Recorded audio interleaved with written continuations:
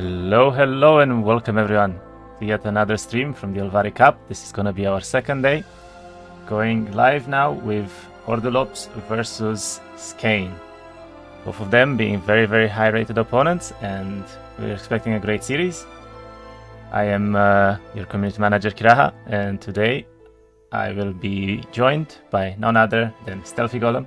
Thank you very much for joining us, Stealthy.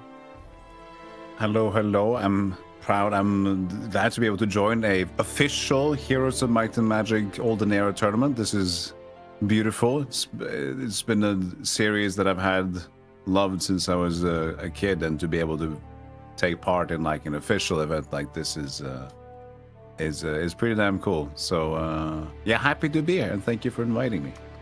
It's very happy for me to be joined by you as well, and we're all big fans of your channel as well on stream.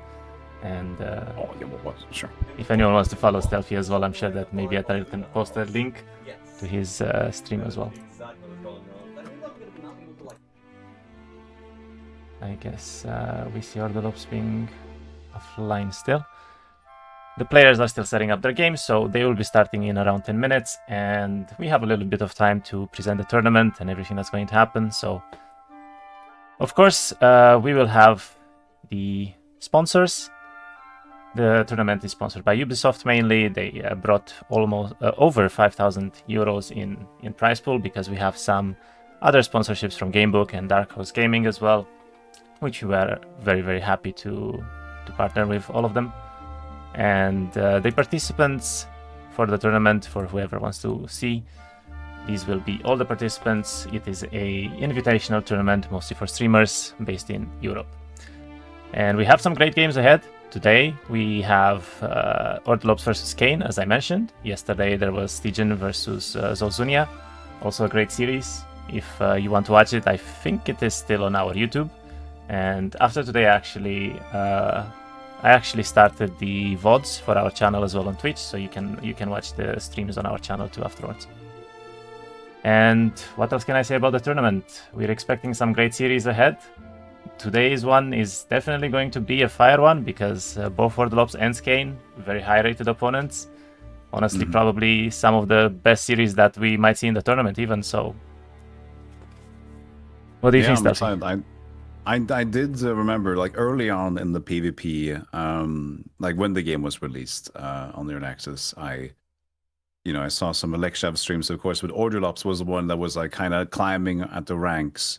And so I found their stream as well, and it was one of the few that also still streamed in English. I'm like, okay, this is a gold mine. I can pick up some strats from here.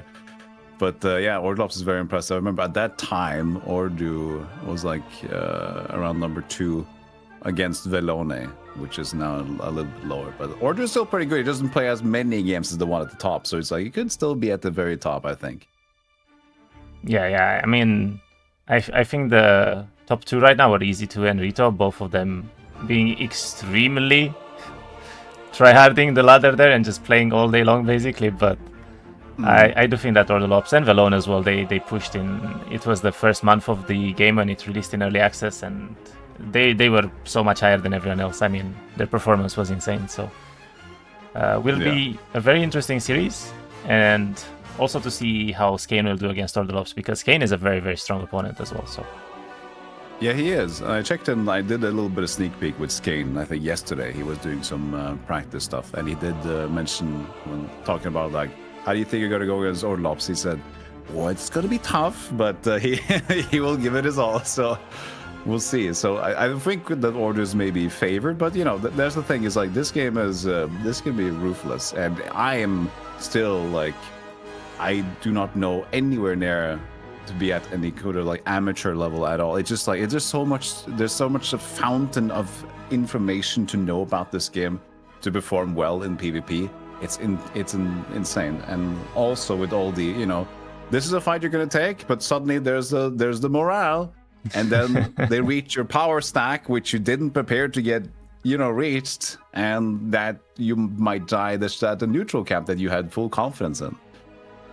Yeah, that's very true. I mean, even the best players, even with the absolute best strategy that you could go into a game, you can also have this RNG element that is you never know when it's going to come, right? So your game could be very well influenced by, let's say, morale, by a generation. Your opponent might get a better artifact, so you never know.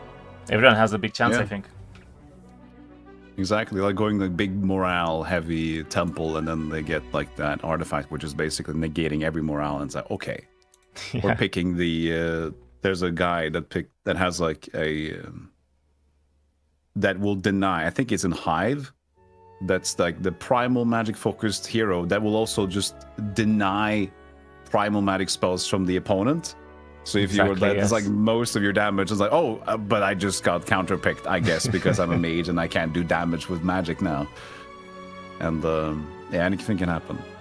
Yeah, it's gonna be a very interesting match. They already picked the factions and the template. I believe they will be playing on the Outcast tournament, just like yesterday. And the factions will be Necropolis versus Schism. So it's going to be one of those very, very high skill level games to start here. So.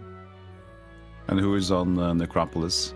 Skayne will be Necropolis, and Ordulops will be Schism, and he also picked the template because I think Skayne was slightly lower than Ordulops in rating. So the way that the format works is that the lower opponent in rating at the beginning of the game one will be able to choose between picking faction or template, and most people will be probably picking the faction to be more comfortable, playing whatever they prefer.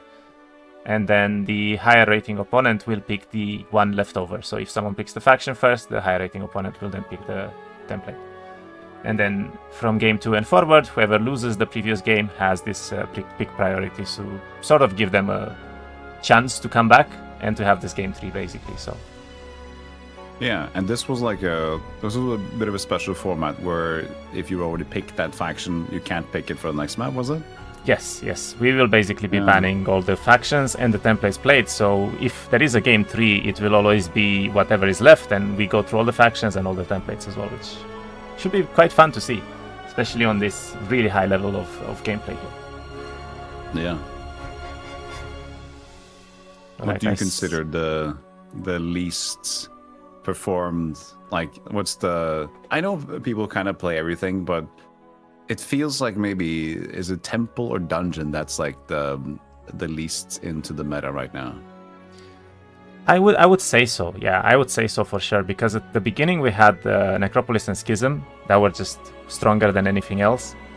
But then Hive got buffed a lot, Right Grove got buffed a lot, and we kind of have a much more balanced pool to pick from right now, at least for some of the templates. In some of the templates you could still argue that, okay, maybe Schism is the best or Necropolis is the best, right?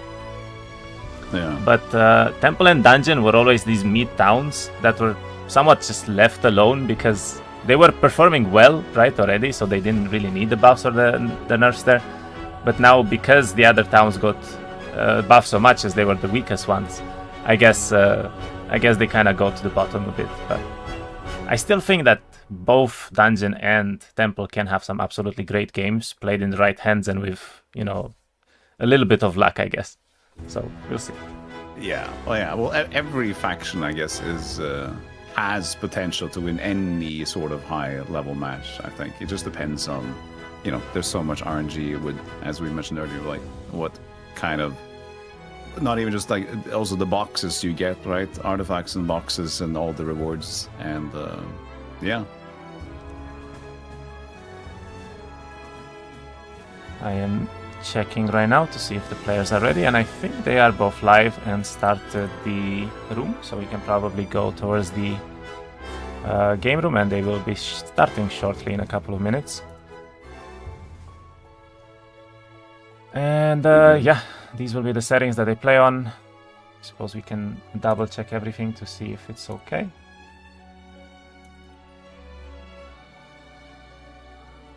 It looks quite fine actually.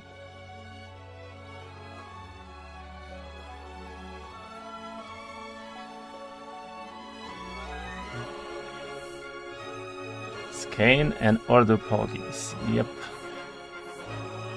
This will be a great series. I'm calling it now. I'm hoping for 3 games. We'll see if they manage to, but I think we're gonna see some absolutely great games here. Yeah, well, it'll be very exciting to see. But yeah, it's always the thing where when you think about a a best of 3. It's like, okay, we have anything from 20 minutes to 6 hours. In all fairness, I believe that the games in One Hero take a little bit less. Even if you have 3 games, they usually take between like 1 hour and 1 hour 30, right? Depending on whether you have like a second fight in Exodus or a third fight even or stuff.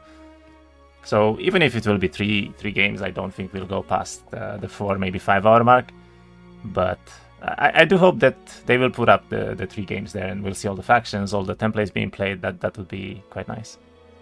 Yeah, it's always fun to see like the really fun format with the whole Exodus thing brought in or whatever, with the whole having that fight every 10 days or similar, like having to fight each other and then keep on progressing is a lot more fun than what I remember used to watch, because I'm still like, I always tended to watch a lot, well, not a lot, but every now and then I watch some Heroes 3 PvP, but it tended to always be like you see a lot of stuff happening and they're building, and then as soon as they face each other, it's just one will just GG out immediately, because it's like it's a 5% chance that there will be an actual close fight at the end.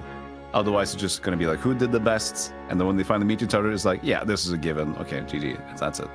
So now we get to see much more fighting and back and forth and seeing what they have, and now they can kind of counter what they have and work on that. Yeah, I mean, this is kind of why we went for this format as well, because in a way, when you pick the template, it can actually counter certain factions, because certain factions might be better on, other templates than the one you think that could get countered on. So it's a strategy already from just the pick and ban phase, basically from like game 1 here. Exactly. That is the point where I'm just completely lost. I couldn't judge what template is favored to what faction at all yet. That's just beyond me.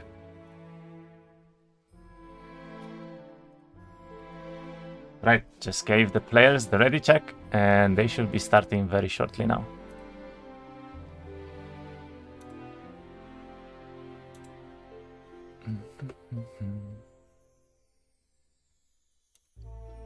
To check something.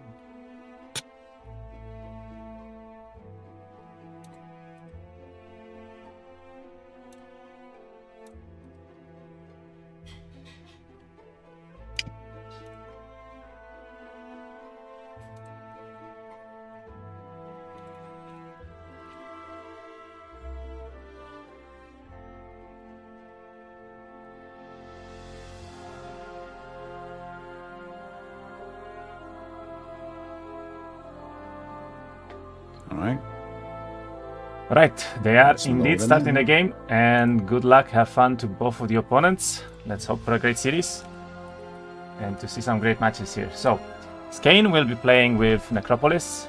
We have Ordulops playing on the Schism side.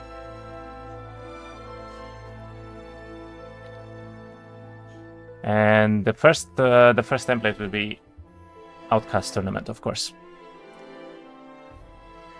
What's the difference between, because I can't remember Outcast Tournament being a thing when I first played some PvP. Like, is this a modified like Jeebus Outcast thing? Yes. Basically, this is almost the same as the Jeebus Outcast was normally, where you have this big desert in the middle, a lot of army boxes in the main biomes, and you kind of go through it.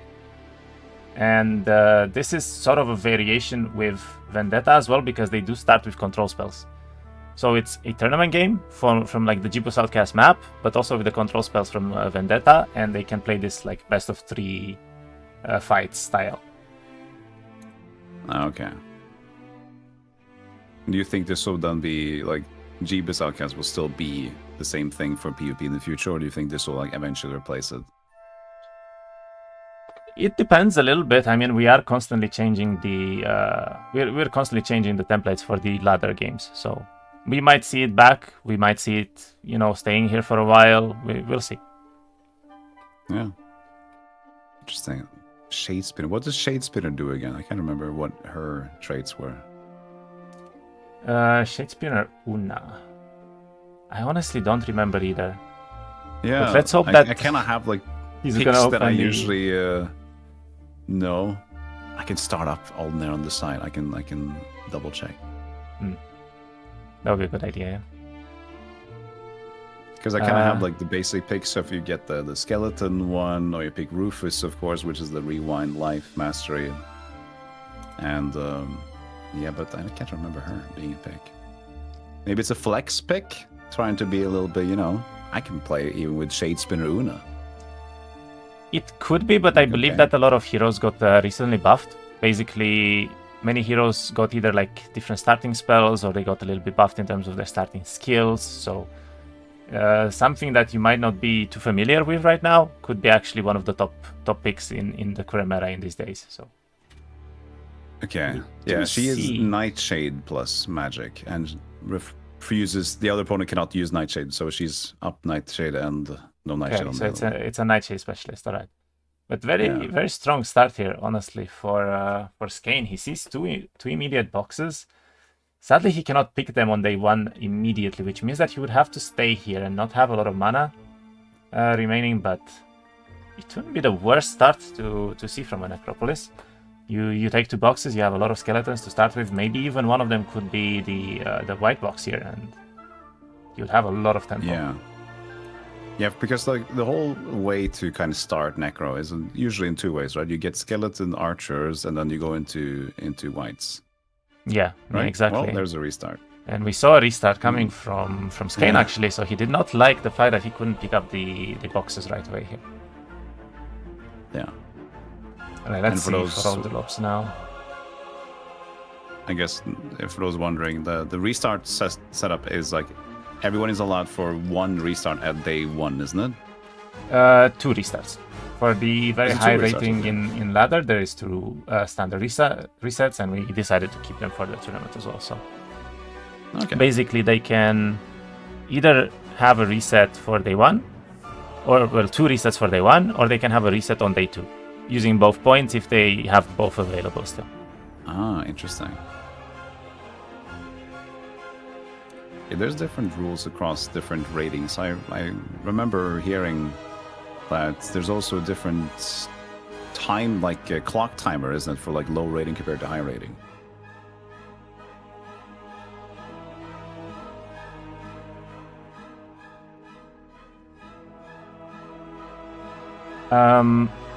There is timer differences, yes. You actually have a lot less timer the higher rating you go.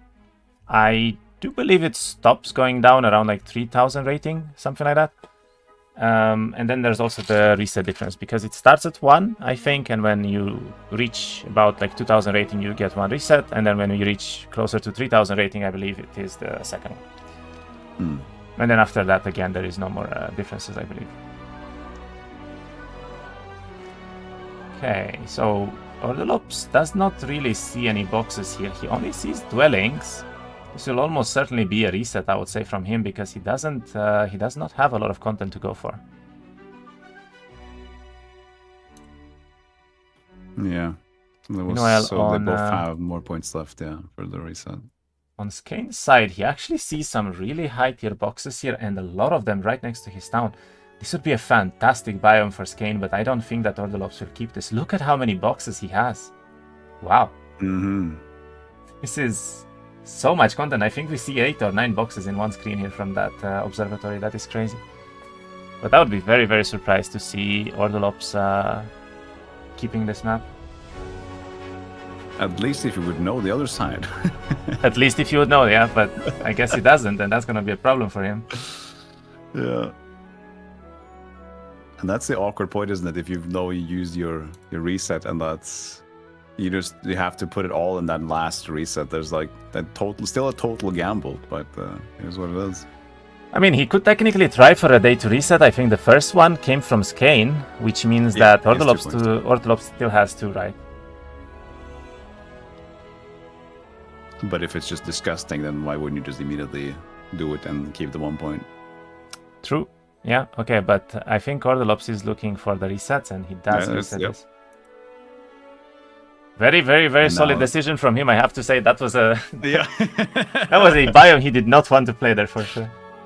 This is when you unmute Skayne stream and hear some potential surge because, oh, that was so good.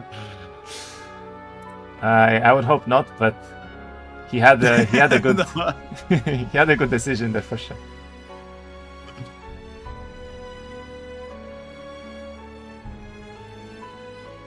Right, let's see. So this is the point in the game right now where both of the opponents will only have one reset left, which means that they do no longer have the option to reset on day 2.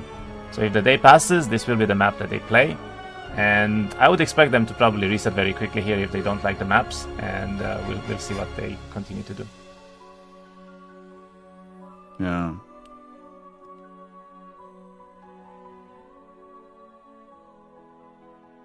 Ordulops does see some pretty decent content here already, though. He sees a lot of resources. He finds two maybe doable boxes right now. Meanwhile, on Skayne's side, he also has multiple doable boxes. Ooh, and the monkeys are very, very high value, by the way. Those 50 monkeys there might even have a tier 6 box, as we saw yesterday. That's very, very good for that. Could be a Death Knight, potentially. Yes. Or I guess Lich or Death Knight usually done in that case, right? I would say it's most likely to be Liches. It depends on the very high roll of the unit, right? If there's like 99 of them, maybe it's Death Knights. But yeah, mostly Liches, I would say. Yeah.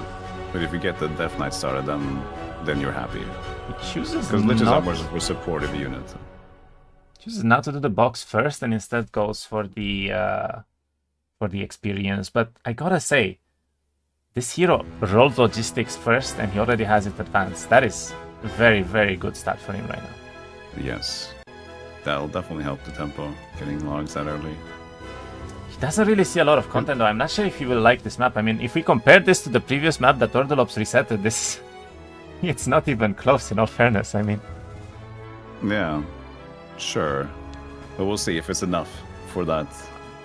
Yeah, there's one more point left. We'll see.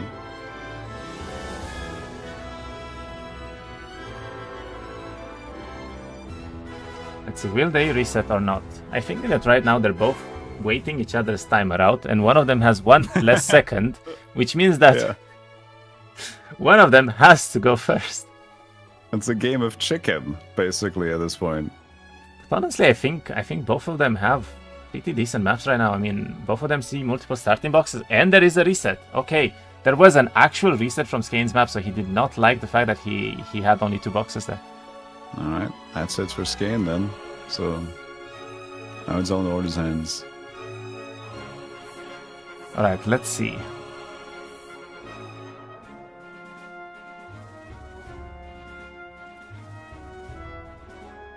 Nice to hear some background music. Yes, we added a little bit of songs there in the background that will be on a loop, so you will hear the same ones for a while, but... it will still be heroes, and it's comfy in the meantime. Exactly.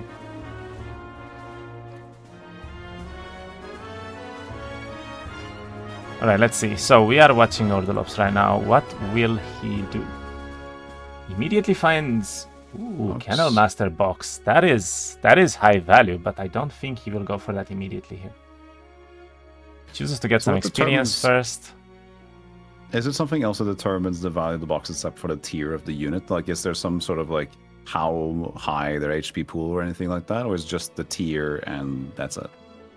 No, there is no how high the HP pool will be in one of these Pandora boxes. It's sort of, I think it's always the same amount of boxes that you can find, and it's just random where they will be in the biomes, basically.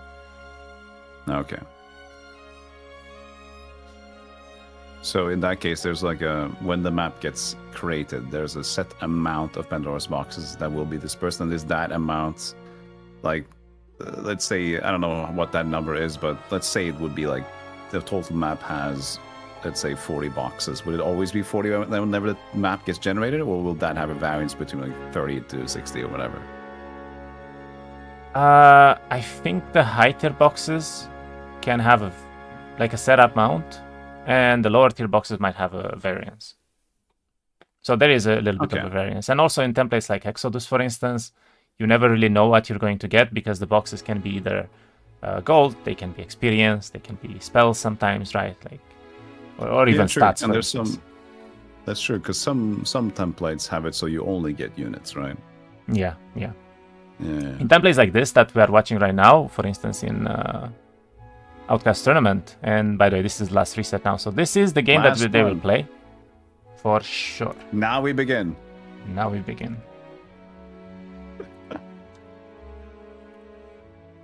I mean, they know it matters, you know. It's tournament jitters, the first official tournament of Heroes of Might and Magic Olden Era. Like, this is the official one. It has to be good. Exactly. I mean, obviously, both of these opponents will try their absolute best to win here. There is no question about that. And let's see if they get lucky now. Now is the real question, because there's no more resets. There's no more choices to be made here, whether you're gonna get a better map or not. Like, this is it. Yeah. And that's like when now every step is like sweat. You just hope to find the box or a dwelling somewhere. Exactly. Yeah, that's very true. And honestly, right now, I would say that both of their maps don't actually look that great. I think neither of them sees a single box right now to go for. No box. Yeah. Dwelling. I mean, I guess in a way it's quite balanced, because if either of them don't see anything, then it's fine. But they would definitely like to see more stuff. Okay, Ordulops does find a box here, and that is very important for him, because I think he will go immediately and try to do that. And he does have a box or two even by his second town as well, which is very important. I see 2 boxes. One's just low troglodyte though.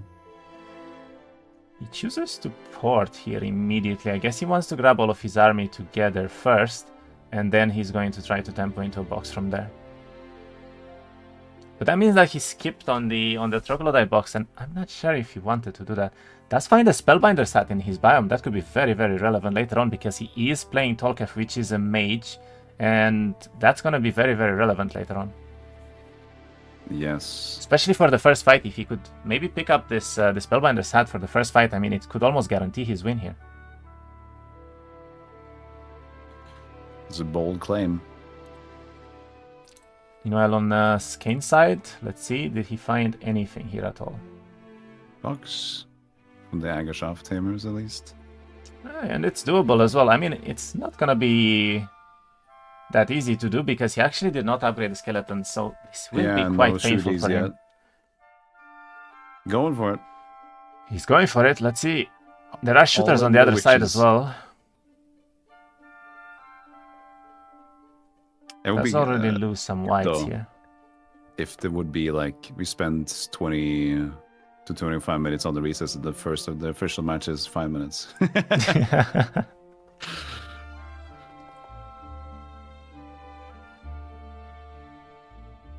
I mean, look at this hero though, it's so strong to start with. He already has almost all the spells at level 3 and 4 on Nightshade. That is the advantage of starting with a hero like this. It's true. It's a very expertise hero, then you just know everything you need to cast at any point, which is not me. I gotta say though, I'm not sure if this box is worth it for him, because he is losing so many of the whites here. And he also had to spend a lot of mana on the spells, which means he might not be able to use the control spells that he has in the same turn unless he ports back to a town, and you know how that goes. Obviously, you spend a lot of tempo to do a fight in that case, so... Yeah, at this point looking like have to rely on the skeleton archers for a while and see what the box offers. I'm hoping that this is going to be dogs for him, actually, because if it's not dogs, he's gonna be a little bit in trouble, because he spent all of the whites to get whites, and that's not going to be that great. You don't need 20 more of them right now. Yeah, minus 31 whites. Yeah, this is very, very painful. Goes for the expert Nightshade, and let's see, is he going to be able to pick it in skeletons only? Ooh, that is a rough start for him now. We gotta get them. We gotta give them some bows, at least. We gotta give them the bows. Yeah.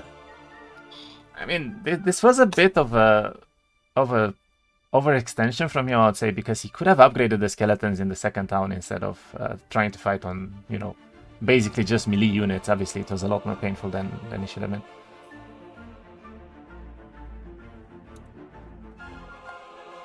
And meanwhile, on Ordulops' side, he's also doing a fairly big fight here. He looks to be okay. I'm not certain what this is for, however. I would presume that he also found a starting box. Okay, loses the Agashofs, only 5 though, so that's okay. And gets the expert logistics. He already picked up the thaumaturgy, and he actually picks it back to town. Also with a cultist box right now, which is very relevant for him. Yeah, good. Seems like a little bit more comfy start than the other one, at least. I would say so. I would say so. I guess he wants to pick up the gold mine here.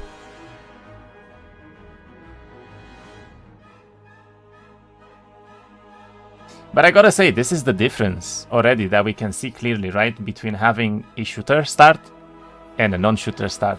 You can do these fights with almost no losses whatsoever. Meanwhile, the other player did struggle quite a bit because of that, so... Yeah, but he brought the skeletons out. They brought him naked. He did it himself, I guess.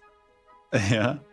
Was eager to get like a good stuff. It's also the thing, you know, you just want to. I'm like, the more and more you play, as I realize with people as well, you take bigger risks because this game is all about like the earlier and the bigger risks you take, the more you're gonna scale quickly. There's a reason why why people that are good tend to end up with like tier 7 units before the first week is done. Because so many risks have been taken to just get small advantages here and there. If you don't do that, you're not going to get those units at all. So it's tempting, it's tantalizing to do it.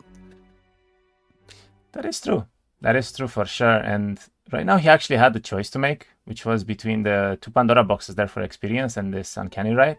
And I'm a bit surprised that he went for the Uncanny Rite because generally speaking, you don't want this much gold or like resources on Outcast Tournament.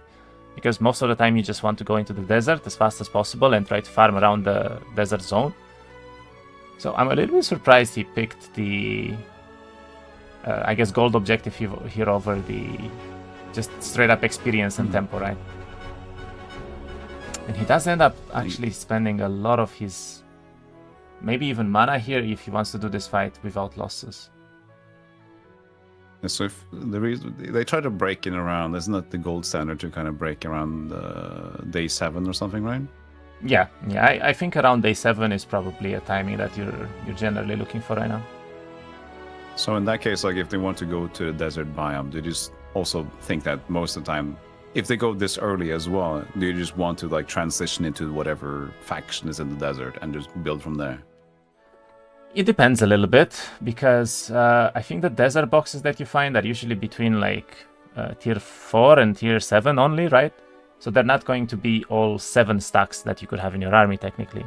Which means that keeping some of the units alive from your initial army can be very, very good still for you.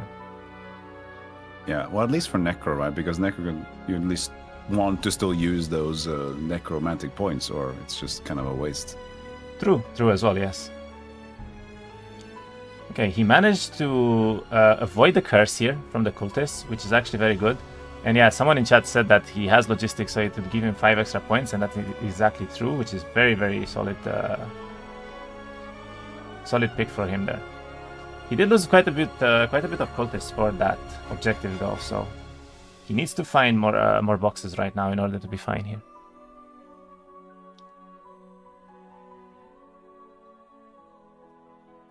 Did Stygian end up winning yesterday? Yes, Stygian won 2-0 yesterday. Very, very solid games from him. Honestly, excellently played. Right, back to Skayne. Let's see. He actually picked up offense here, which is a very interesting pickup. Usually would want, I would say, logistics first maybe, and then to go into offense armor, but I guess he simply did not roll it yet. And now he has a Murmurmancer box. That Murmurmancer box could be also tier 5 or tier 6, but I don't think he's strong enough to do that yet. And those are spooky. Yeah, they can be very strong. I mean, sometimes you even see them on breaks, right? So very, very difficult creature. Yeah, but they become kind of I really loved Grove when it came out as well. I just loved the vibe of it. And bringing back that beautiful theme from in their biome, that from Heroes 5. It was a grassland biome or something from Heroes 5. And so immediately when I heard that, even though I'm not like the biggest Heroes 5 stan, but that one track specifically is so good, I'm just like, that's perfect. This is my home now. So basically just for the Grove music, for the tractor? That music, yeah, you gotta find the comfort in the music. And like, the thing is, most of the games I do, like my Necromancer is always like my favorite. I always loved them then since I was like First time I played Heroes 2 was when I was, I think, maybe 7 or 8 years old. And the necromancers, the vampires were so cool. And to this day, my favorite unit in Heroes 2 is Vampire Lords, of course. So I do love me some necromancer, but the soundtracks and it's a bit dreary. So it's nice to see Grove being a little bit more happy. I'm kind of liking it more. All right. What would be your favorite faction outside of the music, I guess? What do you prefer to play? Outside the music, in Olden Era right now? Yeah.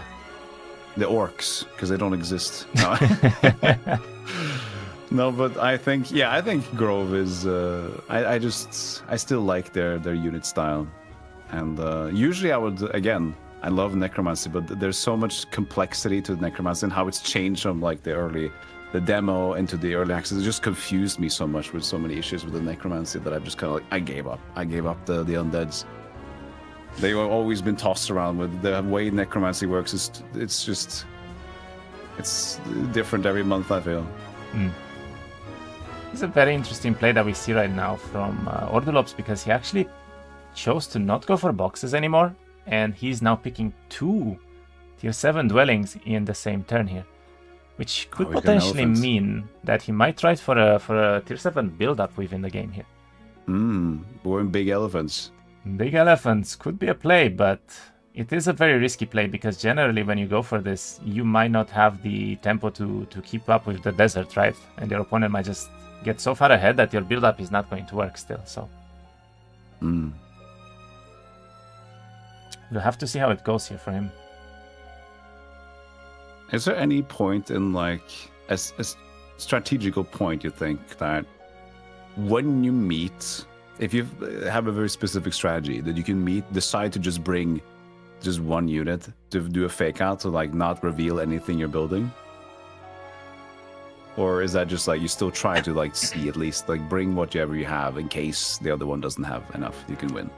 That's what I was thinking, basically. I mean, if you think for sure that you absolutely have no chance of winning, no idea. I would say maybe that's a play, but I think there's always this one chance that the opponent might just be doing worse than you are, so why not even try, right? Maybe win on spells or something at least. So that would be the ultimate. Both of them bring like one troglodyte and one like one tier 1 units each, and now it's actually like, okay, we can win this. It's all one heroic strike. I think Ordulops did miss the fact that the troglodytes here actually had long reach, and he got hit on the cultist and he lost quite a few of them. On the rock. Yeah, he got hit over the wall here. New mistake, Ordu. We'll see. Maybe he did. No, he couldn't have, because he would have put the other, the little guy in front. Okay, Thaumaturge's sorcery pick up for him, and he finds a rush-out box, which means his stacks are getting better. He's getting back into the game a little bit, but I gotta say, I don't like too much the fact that he doesn't really see any boxes right now for him. He finds a couple this turn, but it's gonna be a fairly late start for him, I would say. The screen right now is absolutely fantastic, though. He managed to find 4 boxes within the last few seconds. Wow. That is crazy. All next to each other. Yeah, this is heaven. It is Let's indeed hope the rewards are good enough. He's starting off with a river box, so it's pretty high value, I would say, at least maybe tier 2 or tier 3 here. It's not that many rivers, though, to be fair, but we'll see. If you are going elephants or like other tier 7s, then it will become more important to actually get the gold values for some of these treasures, right? Yeah. I think if you're trying to go for a build-up game and you're trying to pick up, a bunch of the gold objectives around the map, then it's probably a lot more relevant to try that. But if you're just trying to basically get to desert as fast as possible, you don't really care about anything in the biome. You just want boxes and, I guess, experience, artifacts, things that give you immediate power. Going backwards is a no-go. Always forward. Yeah, exactly. He's losing the rest of the cultists here. I would like for him to actually farm the cultists for rush shots, but I don't think he has the energy yet, and yeah, he chooses just to leave them go. Yeah. He does pick up gold, though, so you might be onto something, Stealthy. You might be onto something. He's smelling the elephants. He might be smelling the elephants. Are within reach.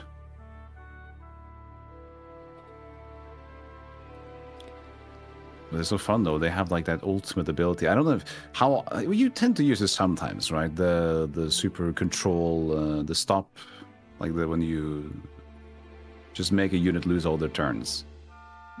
It's such a cool ability. It reminds me because it's also blue. It kind of reminds me of Magic the Gathering, that old, like just take a new turn, like very very blue oriented Magic, just like control the environment and skip a spell, skip this. Yeah, I mean, Schism is, I would say, probably the best town for that as well, because almost every unit they have has some sort of mechanic where you can push a unit 4 squares away, where you can just stop someone from using abilities, right? And such, so... Yeah. They are a control faction, for sure. They are a control faction, yeah. Also, right now from Skayne, we see him having 85 whites again, which means that he did find 2 white boxes within the last turn. And now he's going for a Light Weaver box with some Griffins here, which might be also tier 2 or tier 3, I would say. So he is also getting there. I think both of them are getting quite higher in army right now. Most of the time, well, I feel like when I see people pick up witches and boxes, I feel that's one of the few times people choose to go for the upgrades instead of the basic witches. Like, what do you feel like is best at most times, just to pick up as many as possible with the basic one, or actually go for one of the upgraded ones? From the Pandora boxes, you mean? Yeah, because you have a choice between like the upgraded, which is less, but I always tend to see people just like stick with the upgrade for that one. I would guess it depends if you think you're going to go to a town within that turn, because then you can technically have the option to just pick up the non-upgraded units. You end in a town, right, and you simply upgrade them there. But many times when you get a box, you might just simply get it at the beginning of the turn, and then you know that you're going to do multiple other fights, so you kind of want to stack that box with whatever you have. And in that case, if you already have an upgraded, let's say, Rashot box right now, you'd probably not go for the non-upgraded ones just for that reason, right? Because yeah, he has multiple other fights. This is a pretty painful game right now for Ordulops, because he is going for all of these boxes, and he did get the tier 4 box from the last box that he did right now, which was also reverse. But I gotta say, he found a cultist box into a tier 3 box and now a tier 4 box, and nothing really stacks with his army that he had. His army is all over the place. Yeah, he basically has every tier, but not really any power stacks right now, so he really needs to find something better. Right now, Ordu is like the enemy hero in a PvE game you find. He just has like basic everything. Basic everything, indeed.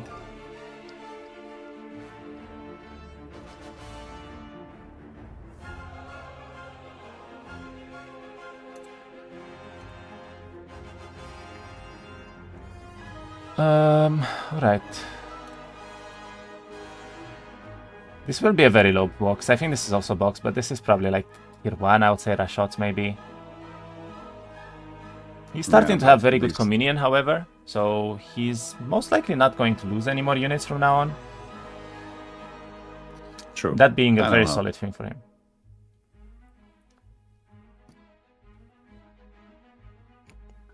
Okay, let's see. I'm guessing Rashots here every time, or maybe a tier 2 if he gets really high on the roll there, but okay, it is cultist. Honestly, I think he was preferring a tier 1 box. At least after the mistake with the rocks earlier and losing the cultist, he feels like it's going to happen again. Yeah. Kind of making a mistake. He could have had so many more, and right now, as you see, like, he has a lot more moves left in this turn, so he just went for the upgraded. He doesn't care about the non-upgraded ones. Mm-hmm. This is a big fight, by the way. This is upgraded Reavers too. So we could be looking at another tier 4 or even a tier 5 box here. Let's see. These are the nightmare Reavers. These are so dangerous. I've seen so many times that these Reavers, like in the right hands and the right setup, they can just like...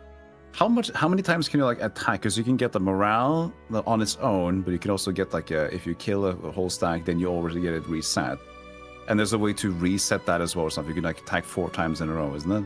Yeah. There's something basically, if they kill a unit, they will be able to go again, and then you can morale as well on top of that. So yeah, the morale resets. Oof. So spooky. That's like the one unit in the game that I've... Yeah, go ahead. It's a tier 6 box. He just found some arbiters. Now he's really happy. I think. he's and now he's got the full everything, the full squad. No, he's still missing the tier 5s. He only misses true. misses some tier 5s right now. The flying ones, right? The concubine. The shooters. Oh yeah, the shooters. Yeah, it's no concubine. Yeah, those are real nice. Let's see. Skayne on the other side did get a dog box. He lost a lot of the whites though. This is a big box, however, for him right now. This was Cavaliers plus Griffin, so it could also be Dread Knights, maybe Liches here.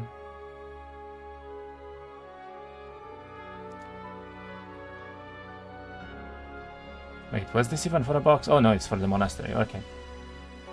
Logistics at least. That is a good pickup, yeah. Drops the +2 all stats here, and let's see what he chooses to do next.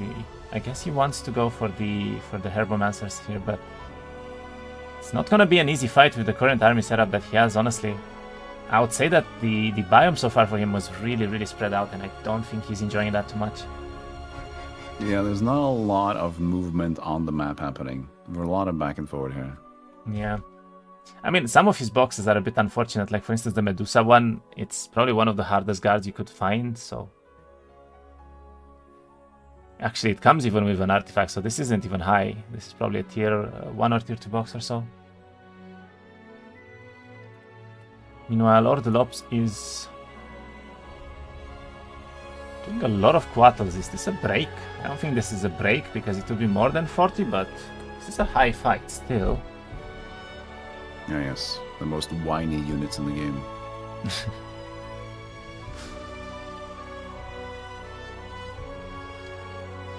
Like, whenever I'm lurking at a stream, I always, like...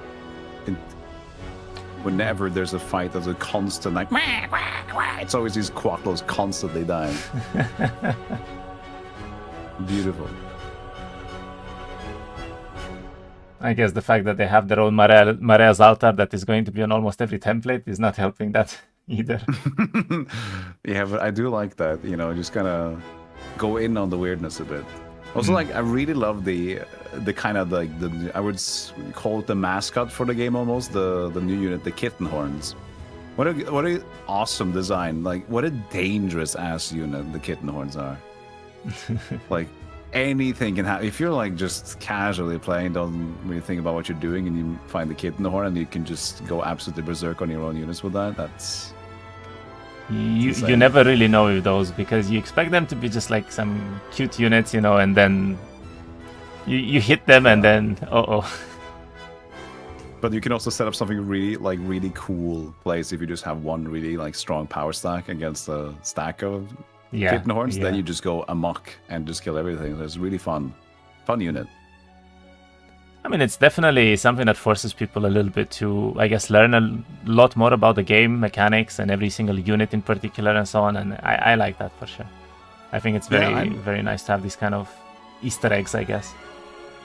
Ooh. Yeah, I'm a big fan of like what Heroes Olden Era has done, because I see a lot of the extra playfulness, like even just having multiple evolutions past the first tier and so many abilities, and maybe some abilities don't really matter that much, but I think that's also kind of the thing that makes it so interesting, because suddenly someone will start to use it and they realize, hey, this is actually pretty good. We've slept on this, because of course you will sleep on it, because there's just so much things going on that you don't know what the current potential build for this one is, because my brain has not the capacity. So the more weird and awkward units is also just more fun to just witness it. And so like how many people, when the first time you saw the peasants, and like, oh, classic peasant, the 1/1 stats worst unit in the game, and then suddenly turns into I actually did exactly zombie. that. I did exactly what you said right now. I went into a fight and I was like, 1 HP. Oh, this is super easy. I go into the fight and then the auto fight is like, you lost all of the units. I'm like, what? A full history of horrible peasants finally got changed. Yeah. By the way, Ordulops, we saw him getting one of the second Arbiter box in the biome here, and now he's just going straight for the break. He doesn't care. On day 6 right now, he's about to break. So this is an insane timing for him. And he found some vampires. I mean, it's an easy enough break, I guess. Let's see it. And someone in chat said that it is a tough game for Skayne, and I have to agree, even though he was the favorite one with Necropolis, I think. This is looking rather rough right now. The Schism play is just... I mean, it's just ahead.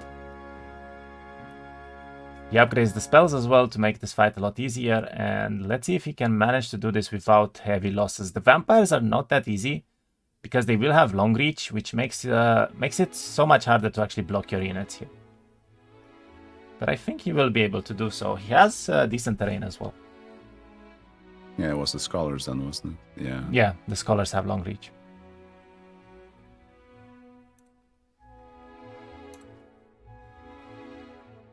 And you'd rather... It was much better to meet the Vampire Lords than just has the Swift Strike instead. I mean, it depends a little bit, I guess. The Vampire Lords can be pretty dangerous as well because they do heal, right? They heal a lot when they attack, so... Yeah, true. These are cool designs. You already killed one of the stacks here. I think you'll be okay.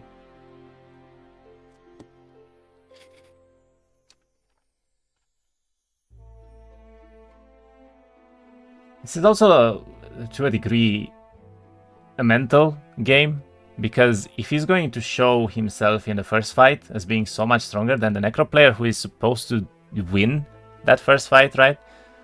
I think Skayne could get a little bit scared here. Yeah, for sure. Because Necro is like arguably the strongest faction in the game, right? Yeah. At least for PvP, because of their insane tempo with there's. Because at least for the early game with White, we're just getting you can just go into fights and just like continuously just gain more and more units as the fight progresses. So I would assume it's because their tempo is just insane, right? It's not only tempo, but the fact that you can basically print units out of killing units on templates like, for instance, Exodus, right, or even Helltide, where you don't really have these army boxes, makes Necropolis very, very strong, I would say. So there's the template bias as well. Yeah, exactly. Like on some templates, it might be weaker. For instance, this is exactly why Ordulops picked Outcast Tournament, right? Because this has a lot of boxes, which makes it less important for Necro to actually farm units rather than just pick up a lot of boxes. And Schism, in this case, could be even favored here, I would say. Oh, this is a painful fight, though. He is losing quite a bit of army for this. There's no room to play in here. The vampires have shut the doors with them. Yeah. It's interesting that he's splitting the units. I guess he's trying to get them away from the arbiters, yeah. He's going to lose all of the... Oh, he's trying to farm them for the tier 6s or the tier 4s. That is very interesting. Did he choose to take tier 7, sorry. Okay, 2 extra. I mean, it is something, right? If at least you are transitioning into more elephants as well, that makes sense. If you didn't believe in your Rashovs anymore. It is a good play. I mean, 4 elephants are 4 elephants, and if he's going to build them as well, this is going to be a very strong power stack. Also, we see the advanced battlecraft here picked up immediately. He does grab second wind right now, but he doesn't have access to it yet, so he will be missing out on it. But yeah, we see our first opponent in Desert this game on 1-1-6, which is a very, very fantastic timing here from the Schism player, which is Ordulops. Let's go back to Skayne to see how he is doing. I know that he was doing a box fight last fight. 18 Death Knights now. Okay, he found not only a Lich box, but also a Death Knight box, and he's actually quite strong. I would say. Yeah, suddenly. That's a lot of knights. He's also playing the hero with magic at the end of the day, because he will have a heavy advantage when it comes to this first fight, I think, with that Nightshade magic of his.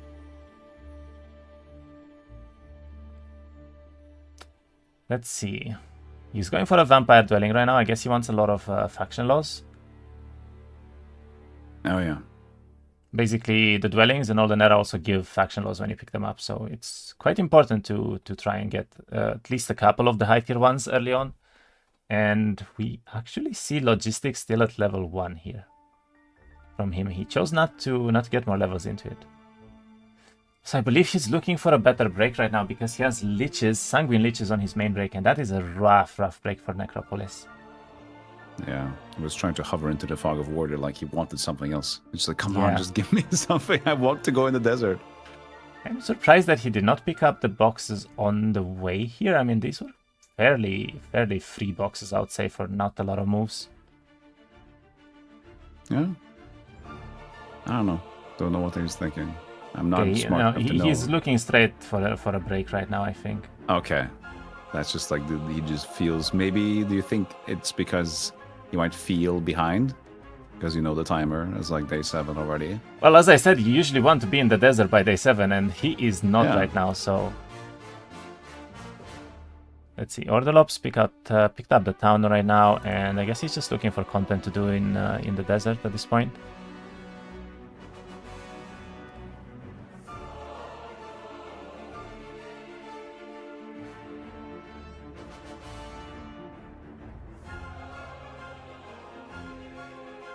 Oh, he found the Medusa box as well. Okay, and he also picked up the Emelchia's Law from his biome, so he's gonna have very high initiative actually for these games. Nice. And meanwhile, we see the second break of the game being done by Skayne right now, who went into the Executors, I believe, or is this the Overseers? I think this is the Overseers actually.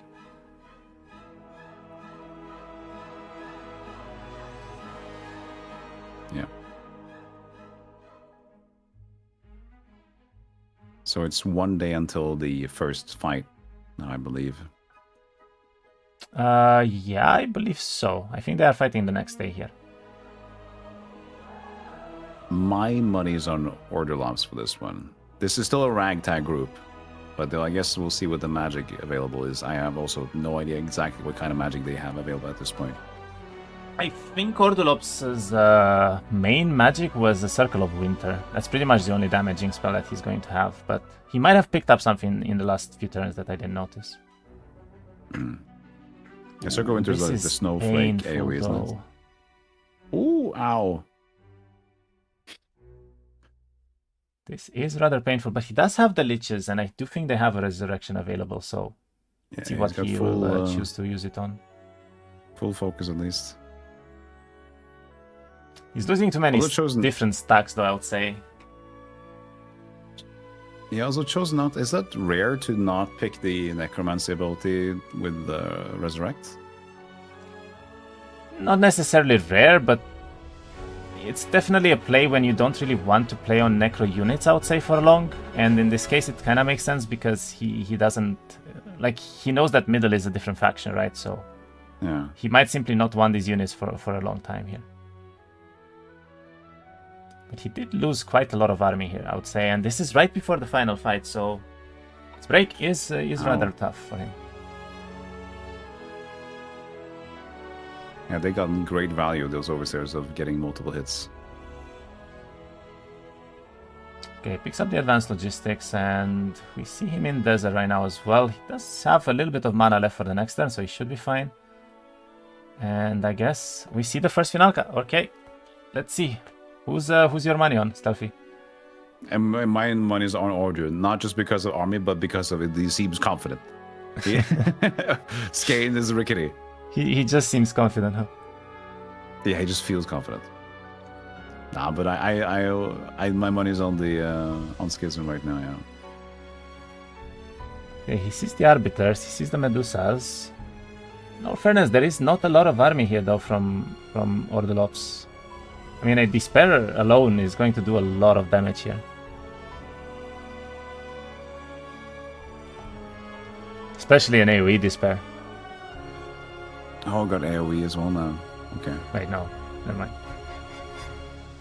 It is a single target? Technically, an Inner Light right now would actually be really strong for him, but I don't think he has it. Loses 4. This is going to be 4 per turn, though. You think he just needs... Do you want his Elephants wants to go forward, or you want the... Yeah, because he's got a lot of shooters back there. Yeah, we see an Expert Bless coming from Ordulops. What will he choose to do here? He does kill almost half of the Dread Knights in one shot, though. That is very, very good damage from him. 7 turns of this despair. I mean, those arbiters are gone. There is no saving those arbiters. In 7 turns, they're definitely over. That is a very big hit from the Medusa. I mean, if you can kill all the army in time, it could still happen. This looks good for Schism, I would say.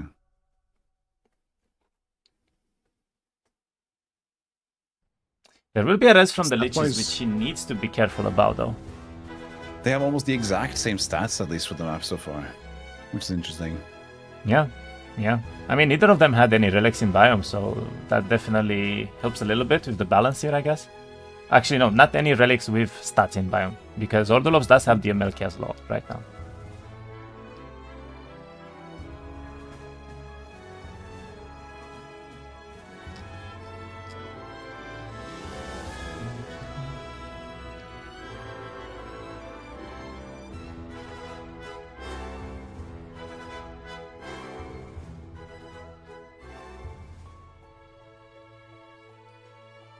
Okay, what will happen next? I mean, I gotta say, I think if Skayne didn't do that break, he might have won this. Because of the losses? Yeah. That's the crazy part. Like, he lost so many of his dogs and, like, whites and even a lot of the skellies and so on. I think without those, he was maybe better off here. Yeah, maybe. Yeah, you're right. He's losing a lot on Schism here.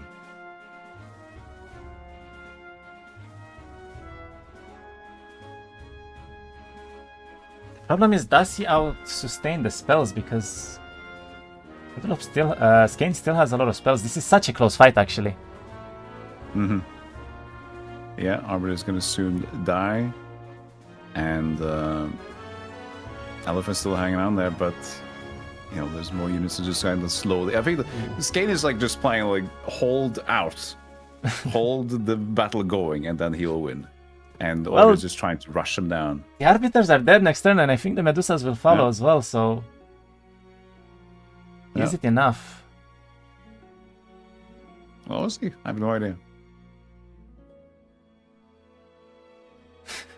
It would be actually really funny if this will come down to the Lich resing a unit and then something else dying to despair. And then just that res from the Lich will be enough to win the game. Just like eke out one more turn. Yeah. I guess that's also why he's still going for the Liches, because he knows the potential of the resurrection could still be detrimental to this fight. Instead of going for the skeleton launcher. Okay, the arbiters are gone. I mean, I don't know, but there's too many stacks left. Yeah. I think that the elephants are winning. Yeah, there you go. The elephants are actually winning. Okay. It was about rushing them down, yeah. The elephants are down. What was that? What happened? He used the spell, but I couldn't tell which one. It was 3 elephants. He does enlarge shadow, okay. Oh, the grasp, okay. I mean, it's only, I think, one or two spells left right now for Skayne as well. So does he even have enough to kill all the units in time? Because Ordulops can technically kill him with heroic strikes. So this is probably one of the closest fights we've seen so far in the tournament and lately as well. This is really nice to see. Okay, so the Liches do res, right. I think. They got the dogs back. Yeah, the dog side was dead, so they got a rest from 9 Liches. That's just having a few dogs just hanging around, which is a hit, I guess. That's so few units on both sides have like nothing. Let's get the Medusas back right now. What will he choose to hit here? Now for real though, you're correct about the losses Skayne took in that fight. Yeah, this is so close. It's crazy. And there's gonna be 8 skeletons left. Let's see. Does Skayne have enough? I mean, I don't think he does, just because the troglodytes will go first. The troglodytes go first. What can he do?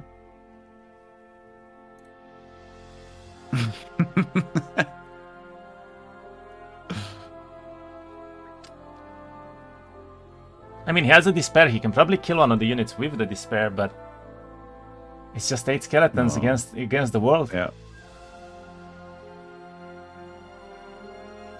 I think it's finally the last hurrah for the bowman. And he flees. He doesn't have enough. Wow, what a close fight. And Ordulops takes fight 1 here.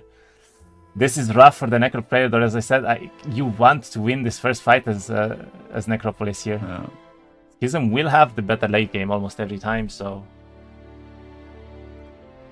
Interesting. What is the biggest reason why Schism is like the better late game here compared to Necro? Well, mainly because of Communion. They have the better faction mechanic later game, and you also probably want to build Schism a little bit as well because of that Communion. So the more units you have, the more units you'll get sort of in the final fight as well, you know. Mm-hmm. So it's mostly just like the mass of units you can get because the Communion is just enough to control. Yeah, exactly.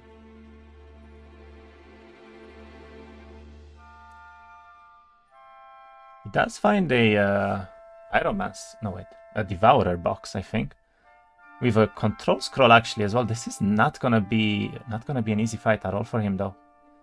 He doesn't really have a lot of army either.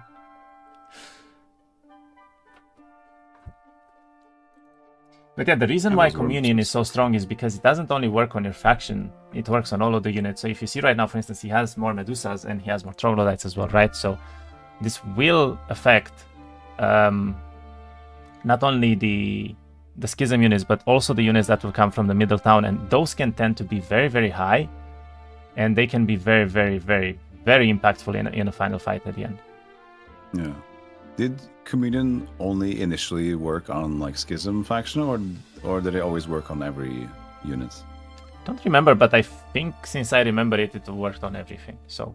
Okay, I have this false memory apparently where I thought it was only Schism, and that's probably... Ooh, very nice Circle of Winter usage here. He actually waited for the units to come forward and then he used it to push them back a little bit and to have them stacked up. Strat. Very nicely done fight so far.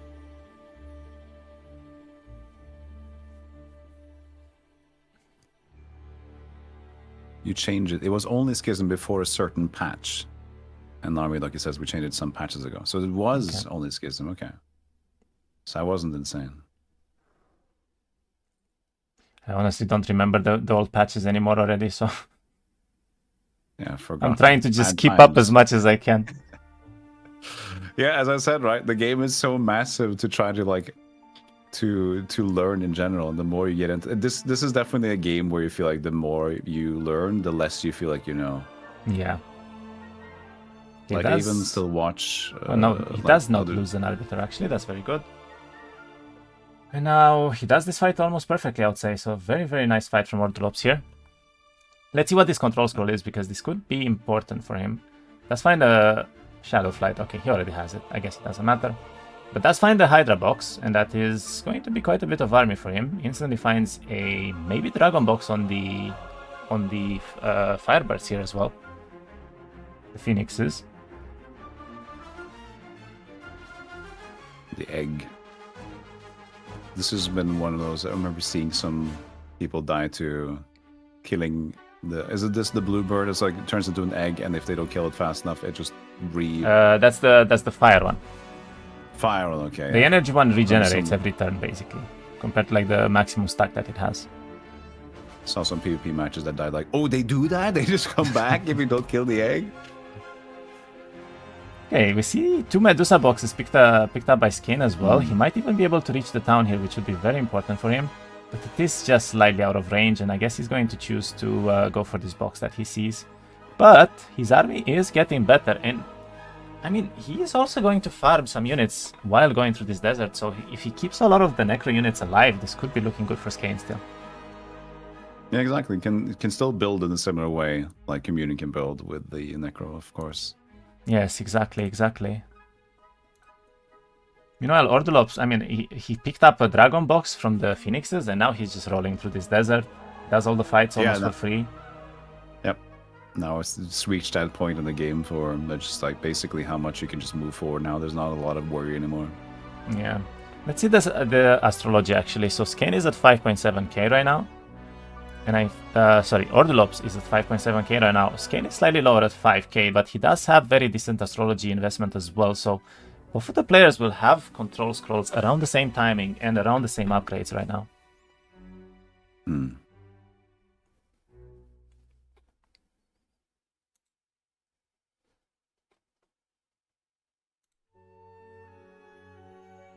Looks like Ordulops simply pushed towards the mid-town and he's just gonna farm from there. And let's watch Skayne right now. What will he choose to do? I'm guessing he's going to pick up this side town and probably farm around here, but it's actually going to be an interesting choice. Whether or not he wants to farm here or whether or not he's going to push towards the mid-town. He finds another Medusa box. I mean, this is starting to be a very strong power stack for him. Oh. Like 69 Medusas, that's nice.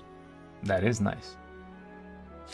Not the best level up though. I mean, at this point you don't really want summon Avatar anymore, and then Siegecraft and Avatar are quite bad level ups for this template. It's fun. I did a check on like the different types of Fog of Wars. It's pretty interesting. Have you noticed? I don't know if they changed it a lot since the early days, but the different kind of, if you're using the Astral, like the Void one, compared to the Papyrus or the Manuscript, and then this Cloud one, there's actually much easier to see enemies in like that's not actually shown if you're using the Cloud one compared to if you're using the Void one. You can almost see nothing of the silhouette, but if you're using the Cloud one, you can see most of the silhouette, like you just saw there with the birds. Yeah, like that is true. That is true. Basically, I think one of the Fog of War types has a little bit better rendering for the units that are like outside of it. Yeah, the Cloud one is the most visible one. Ordulops right now, I think he's doing a Vori Ruins from what I can tell. It looked like he lost one of the elephants though. The elephants won him the fight, but he lost one. Yeah, we had 4 good elephants, but we'll find a way. We will find a way. Okay, he uses the ability from the arbiters to push one away, and then he does this fight pretty easily. Wait, no, this was a Vori Ruin. Okay. I mean, with this many resources, honestly, he could be maybe even double building the elephants this weekend. He does have the dwellings picked up already. That's what I'm thinking. Like, he could actually try to double or triple build the elephants here, and then he could go into the third fight with that strategy in mind, because he has this option right now. I'm buying lots of astrology now as well, 2 of them. Building.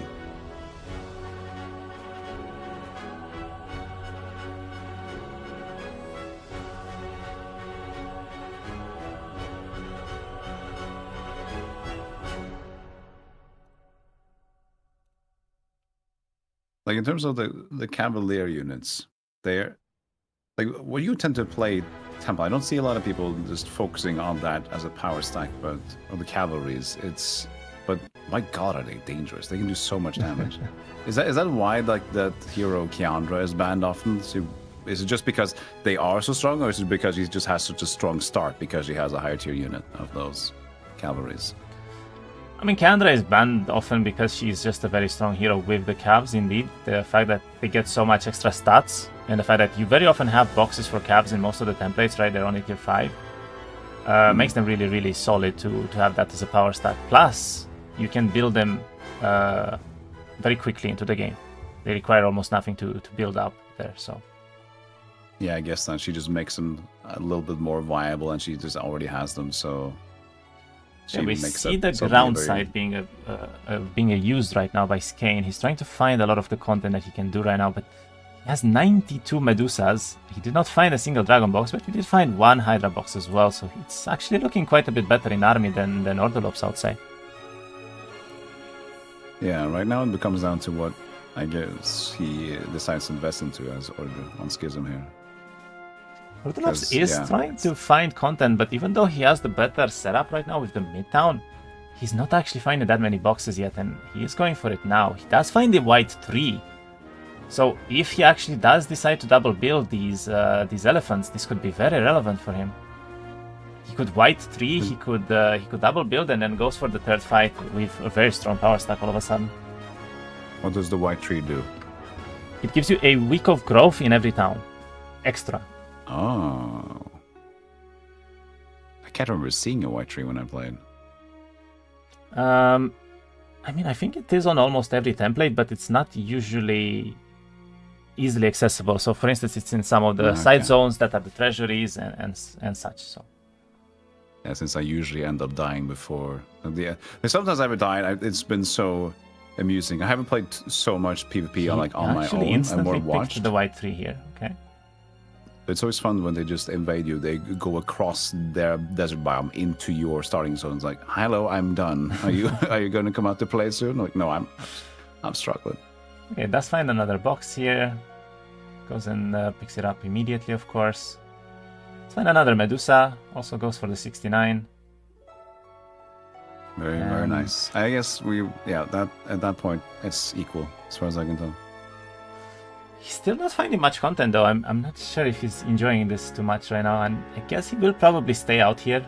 I mean, he needs to find more content for himself. Yeah, right now it's again still same thing. It's just a little everywhere, like a little almost Hydra stack, and almost arbitrators haven't committed to the elephants yet. It's just like, and some Medusas now as like a kicker. But okay, wait, he gets 2 boxes here. That is good. That is very good. Now it's a Medusa against Medusa power stacks at this point. It is.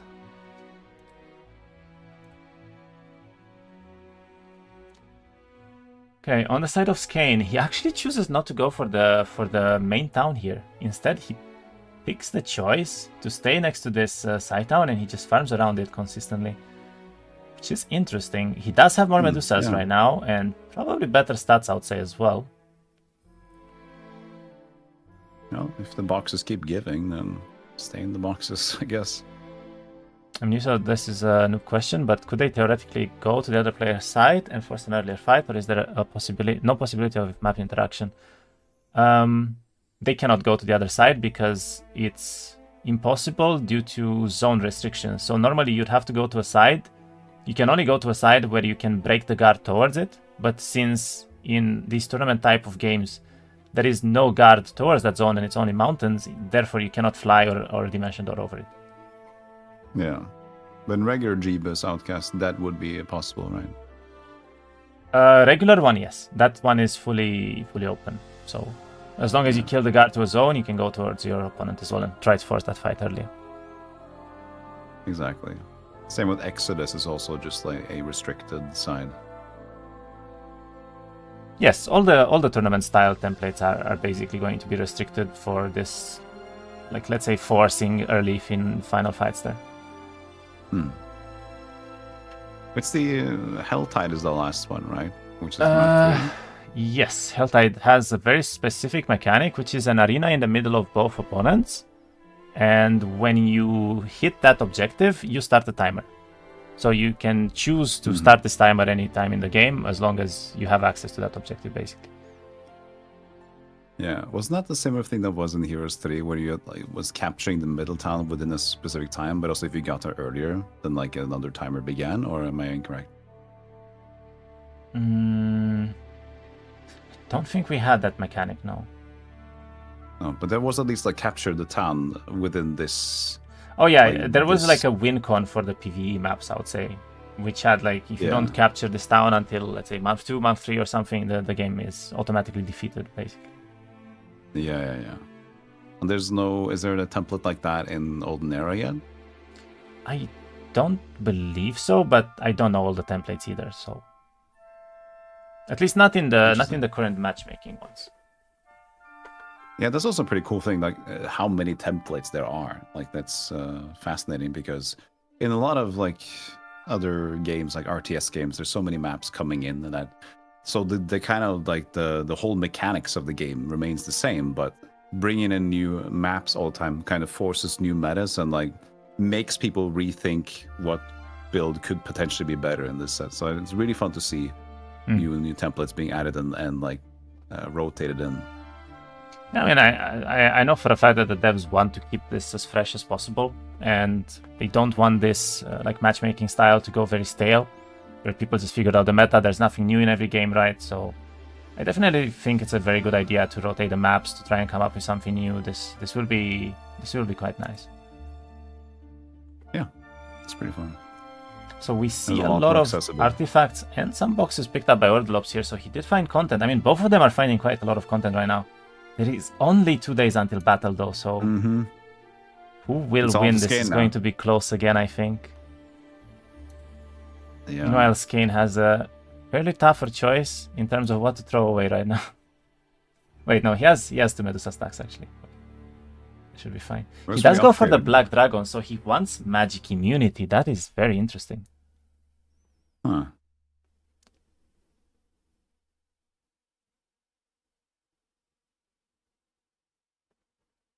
Yeah, because in terms of damage, the cave dragons don't really do that much less damage, and you get 2 more, right? So it's definitely focused on like, I'm afraid of magic. Yeah. Then again, I feel like Ordulops' in main play here is army, not really magic. He's the one with the magic because of the Nightshade. Mm-hmm.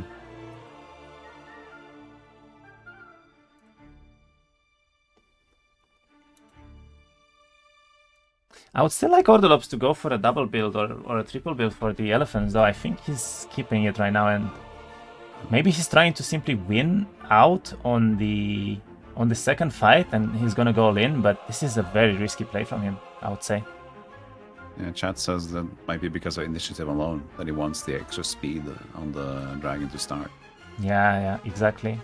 It could be. I mean, it's a risky play because eventually you're not gonna have as many dragons as your opponent if Ordulops chooses to upgrade them in the dungeon town that he has.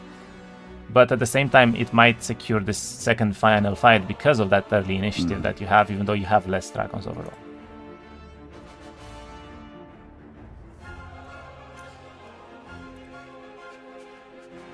But alright, we see the last final day here. Let's see what they can muster. 138 Medusas on the side of Ordulops right now. And Skayne. Sure, similar. Very similar, yeah. I mean, he has 2 stacks. I think it's around 112, 113 or something. Yeah, something like that. So he's basically just one box behind, and I think they both have the same amount of Hydras as well. Let's find another Medusa box. So the numbers in army are basically identical. Yep. One more box though, Hydras. Finds a very good artifact right now if you can take the boots there.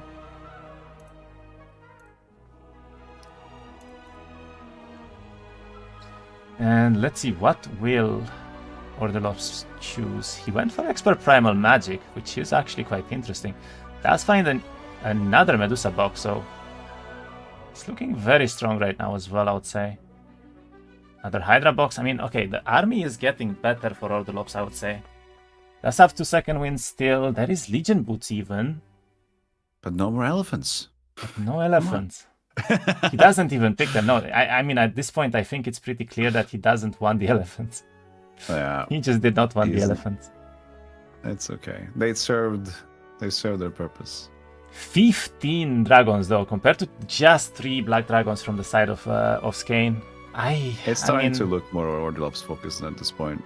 Yeah, I think Ordulops did enough. I think he might have this second final fight. His army is simply better. I mean, he's up maybe 4 or 5 boxes by now. Let's see, will Skayne be able to bring this back and actually win the second Finalka?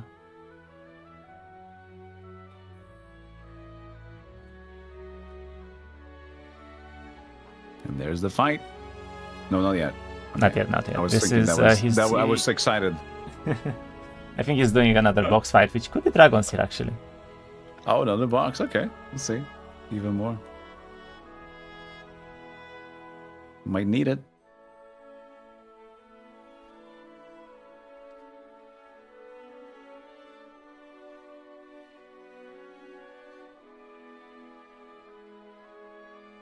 He will need to get mana, though. And this is Hydras only. I mean, there was a lot of extra content here, but Does he have enough to gain mana back?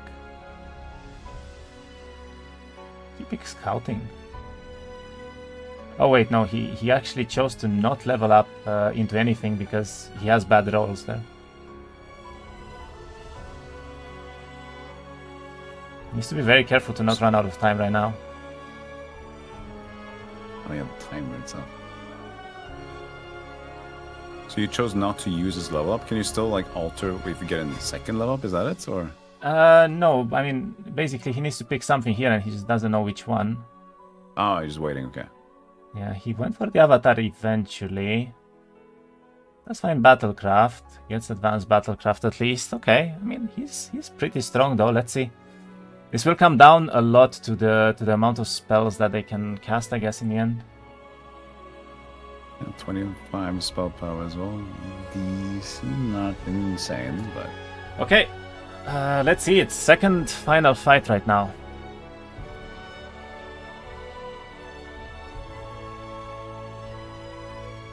I mean, I think Ordulops might still be favored just because of so many dragons.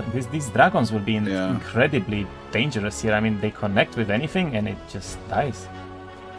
And he also has more Hydras, doesn't he, as well? So it just has, like, the raw power. But I think Medusa Cannon is... He also has Communion, though. Look at this Communion and how impactful it is right now. 180, yeah, there you go. Yep. 180 to 158, I think. So he gets almost an entire Medusa box extra just because of that Communion. Okay, I believe that Skayne is going first, so let's watch what he will want to do here. He's checking the cave dragons right now, and he's not very happy seeing 15 of them, probably. No, it's 17 even. Oh, but he doesn't have any spells yet. He has the exact same spells that he had in the first Finalka. That is not great, though. So it's basically just like a despair spam, and he won't be able to do much else. Goes for the unnatural calm actually right now, but cave dragons do get unaffected. Ordulops 1, did you well played? Let's not put Skayne out of this yet. Honestly, it's quite close, I would say, still.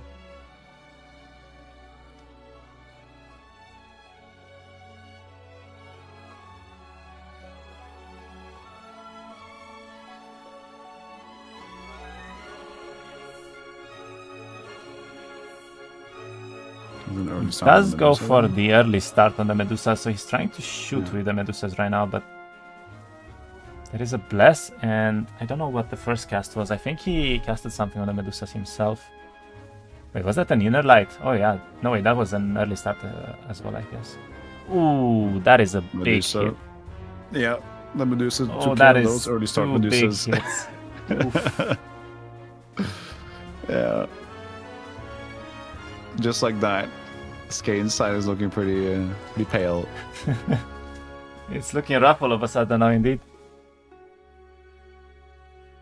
I mean, I think Skayne just went all out to try and win that first final fight, but I honestly think, like, was he winning if he didn't go for that break?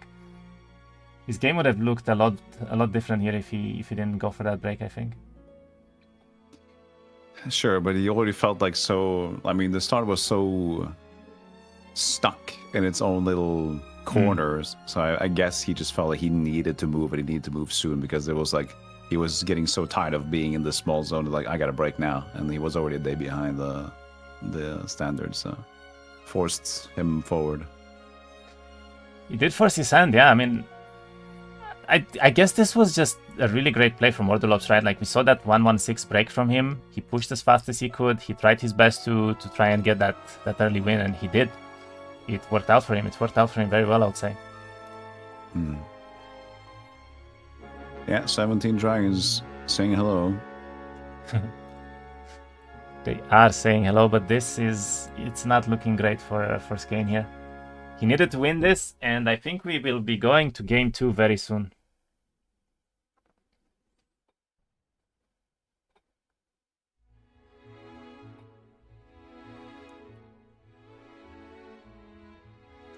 What spell could win? He's thinking. If he had more spells, I would say he's something, but... We're looking at tier 2 spells only. That's not gonna help. He went now for the optical illusion, but honestly, I think this was his play maybe in the first turn. He lost so many Medusas because he didn't have it.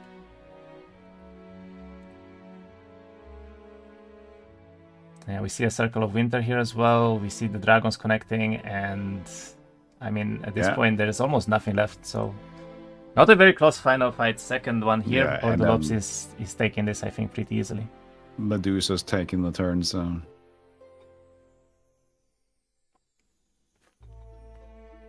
Yeah, pretty much. I would say it's set. Chooses to wait with them even. Yeah. Are we changing the templates as well or only the factions? We will be changing both. If they play something, it will be banned in the next games, basically. There you go. And we see the fleet. He accepts defeat here, and we are going to game 2. Very well played from Ordulops. GG's, well played. GG. Honestly, a good game from Skayne as well. The first Yeah. final fight was very, very close. Probably one of the closest we could have, so... And it wasn't pretty decent, even though they both used all the restarts. It was a decent, starting point on the last map for both of them. It wasn't too promising on either side, but yeah, eked out a win there on the first map, and this game was just forcing too much, I think, to find something. In a way, I mean, I honestly wonder if he was still fine just going for the Sanguine Lich break instead of going towards the side, because he did lose 1 or 2 days trying to get to that side Desert Town afterwards, and you lose a lot of tempo when you have to go this backwards route or even just all the way around. So, but let's see it. I mean, they will be playing game 2 soon. Yeah, exciting, and that's gonna be Exodus, isn't it? No. It's up to them to decide between Exodus and Helltide. Ah, yeah. I'm assuming. I mean, they could pick, but Helltide is so rarely played. They will probably just pick. I'm gonna guess they're gonna pick Exodus. I have a feeling. Just something comfort. Ooh, Skayne actually goes for the template pick instead of the faction pick, and he does indeed pick Exodus. Let's see what Ordulops will pick as a faction right now.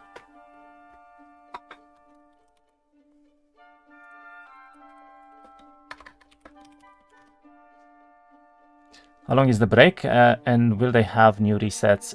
Just a couple of minutes break in between games, and yes, the resets restart every game. I will take my reset now, my break reset, by going to the toilet. All right. Let's be right back for a few moments then. Okay, sure.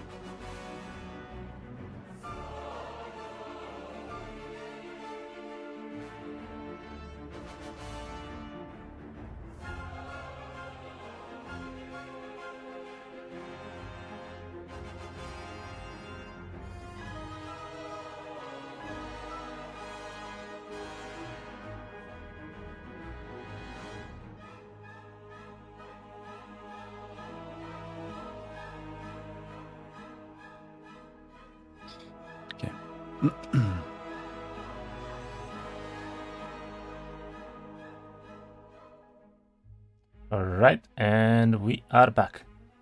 Welcome back, Stealthy. Thank you, thank you. So, Likewise. we have the second game starting up. They will be playing Exodus, picked by Skayne actually as the loser of the first game. And Ordulops went for your favorite faction. So he's actually going to play Grove here. Hey! Good. It's been a while since I've seen somebody play Grove, actually. I've been like... I even looked yesterday. I'm gonna like catch up on Grove, like what's the meta or something. And I saw Grove get banned most of the time. And when I did see it picked, it was like a day one forfeit. And I just never saw it. So it's been a while since I've seen the full play of Grove.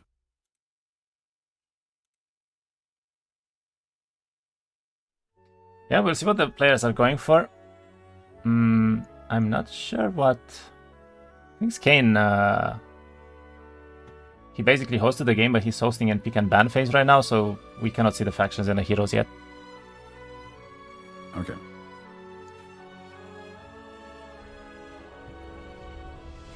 In terms of like, I guess patching also did that, where because I remember there was like almost a must ban on everything summon Avatar, but there was a nerf and now nobody almost uses Avatar, correct? It's correct and somewhat still usable, I guess, but the Avatar was simply too strong. Let's be honest, it was picked in almost every game. It was just this go-to, spell that you'd use every single time. So I do think it was the good choice to nerf it quite a bit there, and it's still strong right now, but it's very dependent a little bit on the templates, because for instance, we just saw the Outcast tournament, right? That template overall has so much army that even if you summon an Avatar, it won't do that much. You want to have that. Yeah, true. You want to have the tempo with the boxes, right? So I think it's still very much usable. Maybe on Exodus, for instance, we could see some Avatar gameplay or other templates, but it's not as strong anymore. Let's put it like that. And it was a bit ridiculous. And also kind of like, I don't like when a strat that is like, it's fine to have kind of like overpowered strats in different kind of games and whatever, but it's at least fun if there's like much more like skill involved or like variety. With summon avatars, it's like this one unit is really strong, and it's just like we've seen it all time and time again, so it's not that interesting. While necromancer being strong, you can like you still use the necromantic energy in different ways, and which kind of powers like you're using, it's still interesting. So even though it's often banned and really strong, still it's more fun to see and just like pick hero with expertise, avatar, use avatar. Yeah. I mean, the whole gameplay kind of became around that avatar, right? So yeah, I think it's nicer to have this kind of variety, and definitely nicer to have a more balance, I guess, between the might and the magic. Even if you play a might hero, right, you might want to use some spells other than avatar, and if you play a magic hero, you might use other spells other than avatar as well. So exactly, and then becomes more like this has potential to be extremely strong. It's like a strong meta, but to get to that point, you need to be smart enough or wise enough to know it. Like, I gotta use it with this spell. I gotta force, like, for example, if you know there's a really strong spell combination, that also forces you to invest directly into getting that. Like, I need tier 4. I need this spell with this comp, and then you have to have money to do that. So that's at least more interesting. For sure. What's the review from game 1? Can I interpret the 2-0 win for Ordulops as meaning he's a cut above Skayne, or could that have been the RNG difference? Honestly, I think game 1 was very, very close, all the way until basically the end of first fight, right? And then we kind of saw this edge that Ordulops took, which pushed him even forward because he was having the Schism faction with the better late game there, I guess. Yeah.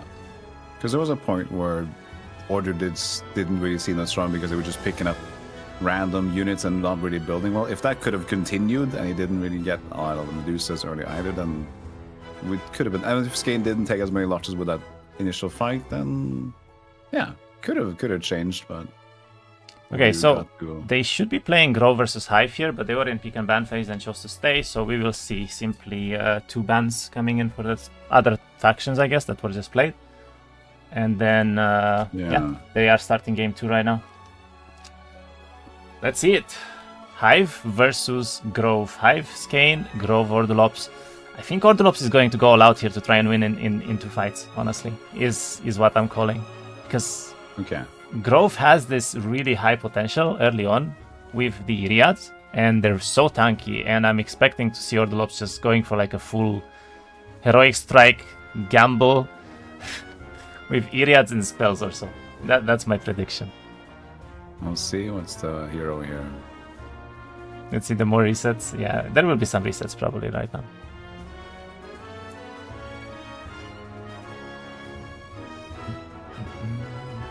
Goes for Faleor on Grove. Hey, interesting. Not even another one like.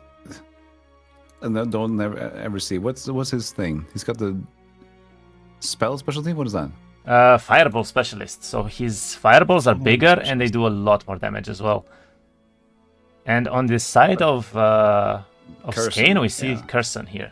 It's a very good pick, to be honest. So. Because Curson has the just a general damage buff, isn't he? Attack damage. Yeah, I think so.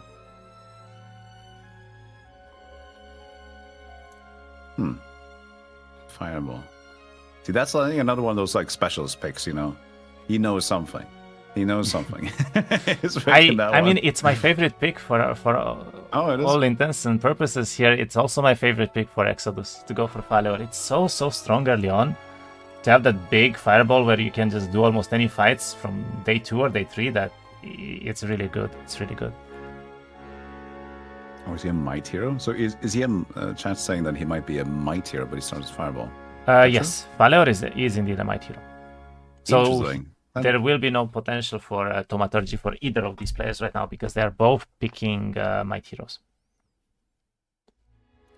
Looks like they are just looking around the map. I'm guessing we will see some resets here coming very shortly. We'll see. Ordulops honestly has a very interesting map. He has actually 2 Phoenix dwellings very close to each other here. But it is not the easiest game in the world to do these Phoenix dwellings very early on, so. And what's the Pandora's box potential in this map? Is it just because there's nothing? There are Pandoras, and there will be quite a few Pandora boxes, but they will not be units. There are no Pandora boxes on this map that are units basically. Yeah, exactly. So you can get gold, you can get experience, you can get stats, and I think there was one more.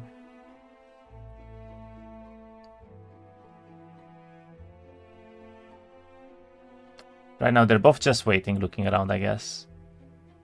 Yeah, it's fun to see them utilizing the whole, like, zooming in and out to see if they can see other silhouettes, like, beyond the fog of war, knowing that there's a little bit to... I think it's a fun little detail. Okay, a reset comes out from Skayne here immediately. And let's see, so there is no more day 2 potential for Skayne. There will only be a day 2 potential from Ordulops right now, which could be good for him because I think he's looking for those Iriad dwellings. This is what I'm assuming. I would say Iriads or maybe Chillins, and he does have a Chillin dwelling already right there.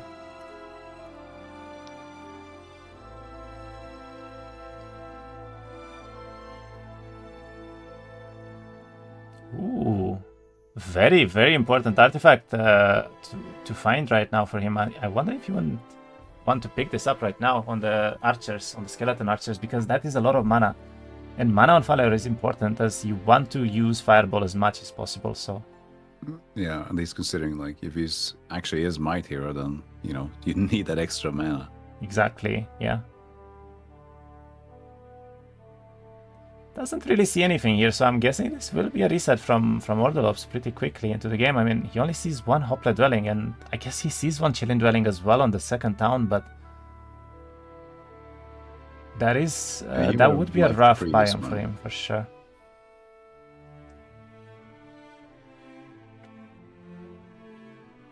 Netflix and chill dwelling, yeah.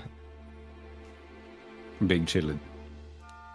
The most important part probably of this template right now is to find as many dwellings as possible early on. This is arguably what you want to look for, and arguably what might get you that win, so...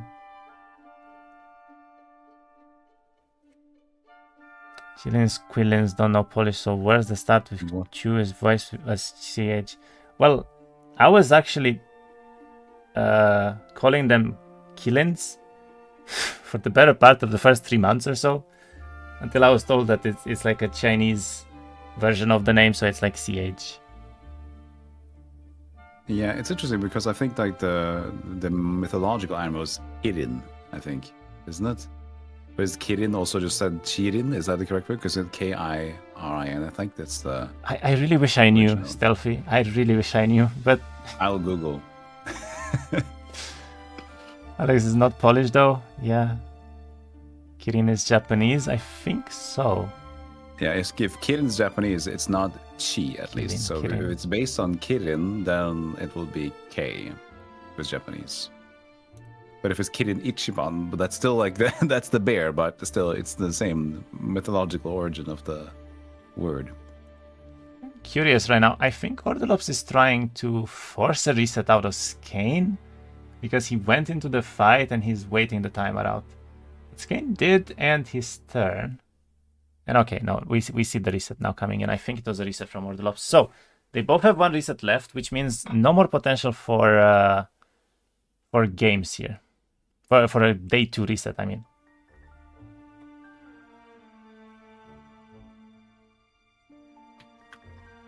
Has Anna stopped commenting? Not really. She might be back for later streams as well. I got auto-modded. I tried to talk smack to your employer.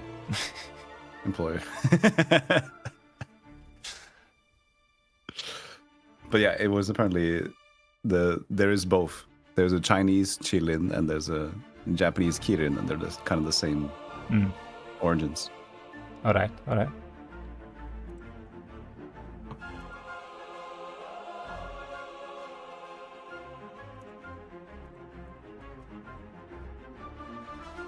Okay, so did we get another restart yet? They did reset once each so far, Yeah. so they both still have 1 reset available.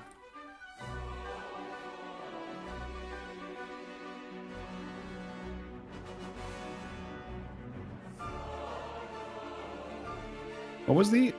I'm curious, like, it makes sense, but it's kind of fun to think, like, this whole time, this random, seemingly random item just became, like, one of the most iconic things in Heroes of Might and Magic PvP. Actually, Heroes 3 and Olden Era, like, the Pandora's Box.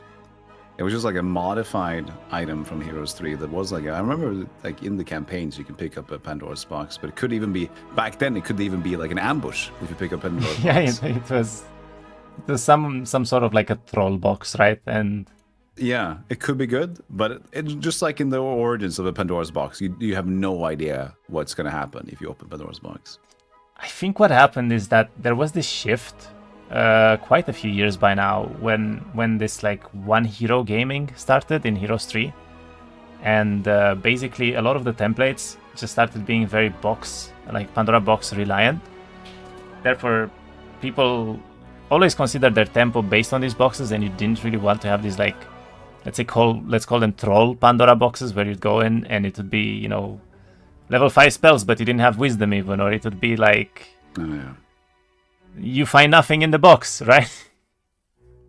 Or it's an ambush and it's defended by a lot of the units, especially for the PvE maps. This happened a lot, but I think there was this shift where a lot of the templates started having these army boxes everywhere, and people just started preferring it, so it kind of stayed as a mechanic. Yeah, and it's just like such an, like, it's always exciting, right? No matter how long you've been playing, a Pandora's box is always exciting. Like, you don't know, it's a box of chocolate. You never know what it's going to be. And that really brings and ties it all together. Because if it was just dwellings in long run, I think people would have gotten a little bit more bored of it. And seeing this like slightly randomized element, and you know that if I get the right things on every box, I can get like an insane build going. And it's that excitement of the potential is what a lot of people just like crave to just go another match.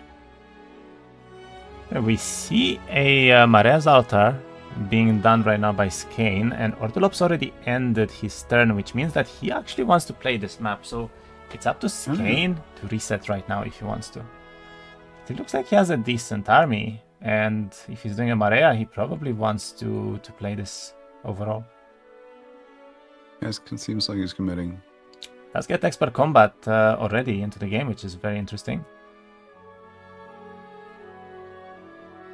Hive is such an interesting faction when it was released. I remember so many people didn't really think Hive had a big chance, but then there was one dude who just won everything with Hive, which was like Velone early on. But now it's like really popular with alongside. That was with easy Skizz, actually. like, no?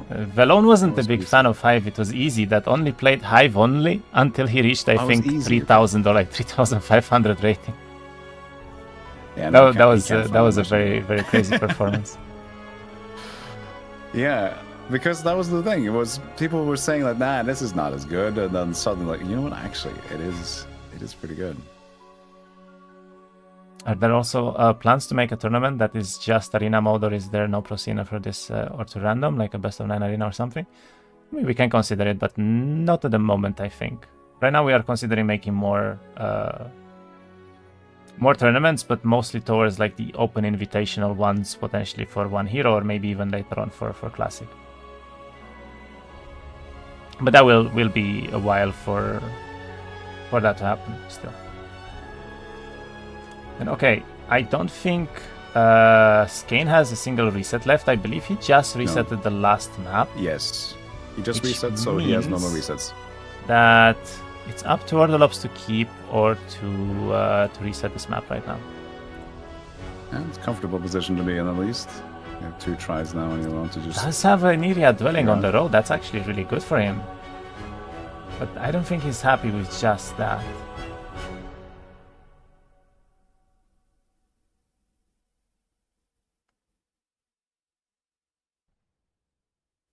He's trying to get as much vision as possible right now, I believe, just so he's able to grab this reset or not, I guess.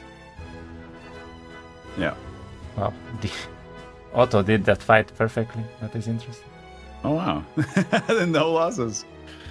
You still see some players like Order here like do because you can just have the option to just, if it has no losses, you can just auto accept, right? So the it just falls. But some people still prefer to just still have the box happen. Is there a reason for that? As in the fight, to still do the fight? Yeah, if it's like, yeah, because is there anything you can get to gain in that way? There are some mechanics that can bypass this a little bit. For instance, yeah, for Schism you might want to farm something. But I'm thinking more towards, for instance, there are artifacts that can give you mana for heroic strikes, right? So you can abuse that heroic strike consistently throughout the fight in order to gain your mana back. Or let's say you want to just think about the game a little bit. The PvP timer is extra compared to the PvE like overall timer that you have, right? So you can still gain a minute or 2 extra in every single fight that you do, just to think your next strategy, your next line of play, and so on. And we actually we see Ordulops picking this, by the way, so this will be the map that they are playing. Yeah, cool. Yeah, that's true. There's many reasons then when you think about it.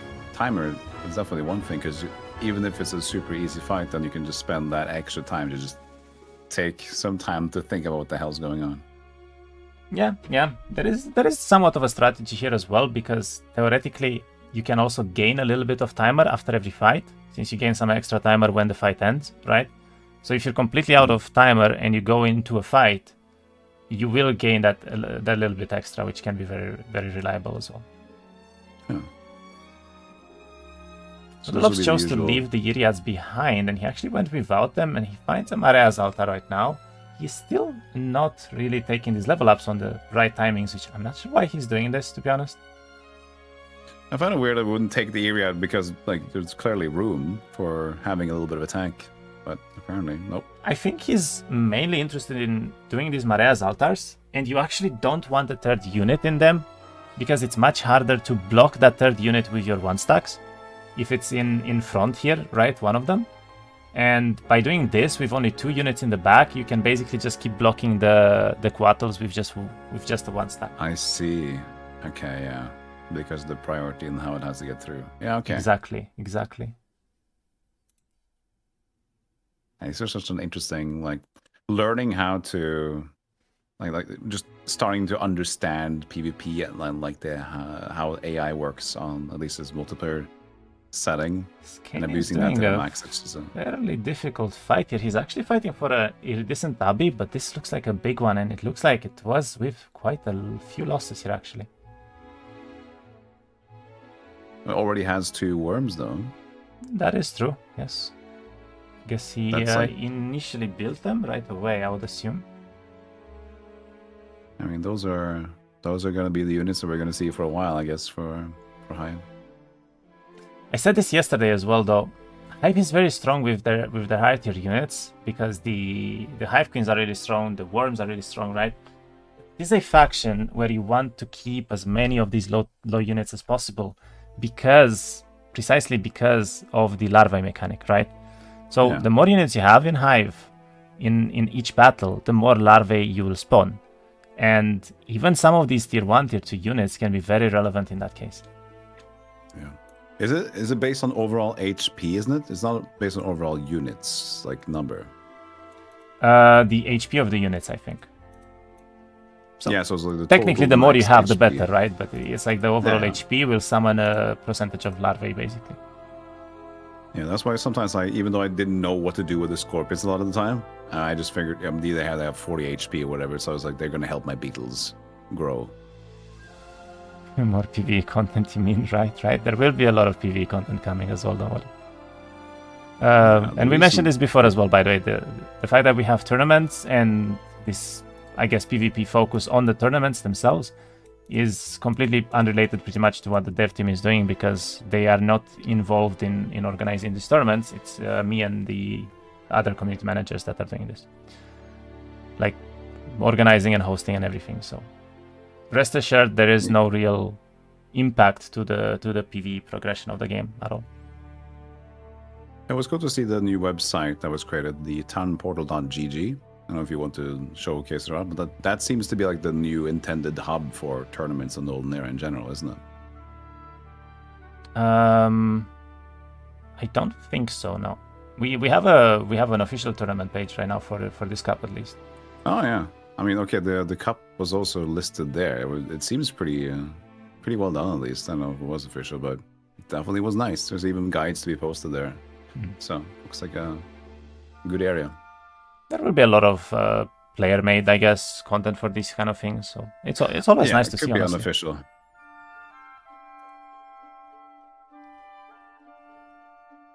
We see. I mean, I think this will be almost an entire focus for him on the Worms and Heroic Strike. So Skayne is trying to win this first final fight without really caring as much about the potential later on here, I feel. This will lose almost all of the units that he has outside of these Worms, I guess.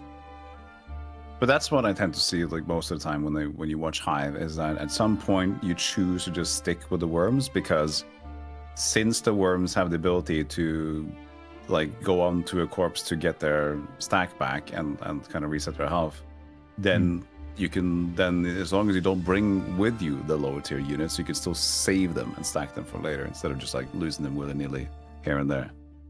Yeah, this would have been a good idea, honestly. I feel like it was better for him to maybe go into these fights with just 1 stacks instead of bringing up the whole power stacks here, because he will lose a lot of them now, and it's going to be quite difficult for him afterwards, I think. Yeah. Meanwhile, on Ordulops' side, we saw exactly what we said before, right? He left the Iriads behind because he doesn't want to lose them. He wants to play on them later on. So we see recruitment on Faleor picked up already. He's probably going to go mainly on like tier 1 to tier 4 creatures and just a lot of them, and that's going to be his main way to win the game here. Yeah, just a lot of Fallen Archers in the beginning, and they're, of course, range is going to help you a lot in the beginning. I mean, Fallen Warriors, they're still pretty good, but in general, range this is what I meant. He lost everything but the Worms in this fight.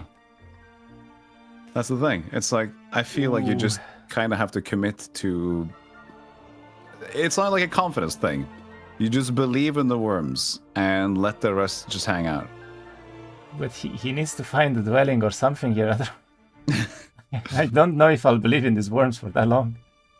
Well, I've seen this a few times. Just walk around with a few worms and just keep going. As long as you don't get morale down, you're perfectly fine. We'll see how he does it. I mean, he's playing Curson, right? So he's probably playing one of the best heroes when it comes to the potential that you can have on very low amount of units, or like high tier units, because of these heroic strikes consistently. But except for Zoran, which will be the worm specialist, which will help a bit. Yeah. But for the third down, does pick it up pretty easily right now, and I guess he's looking for his continuation at this point. Meanwhile, I think we probably see the third. Actually, no, this is a Marea's altar from Ordulops as well, but he is on the way to his third town as well.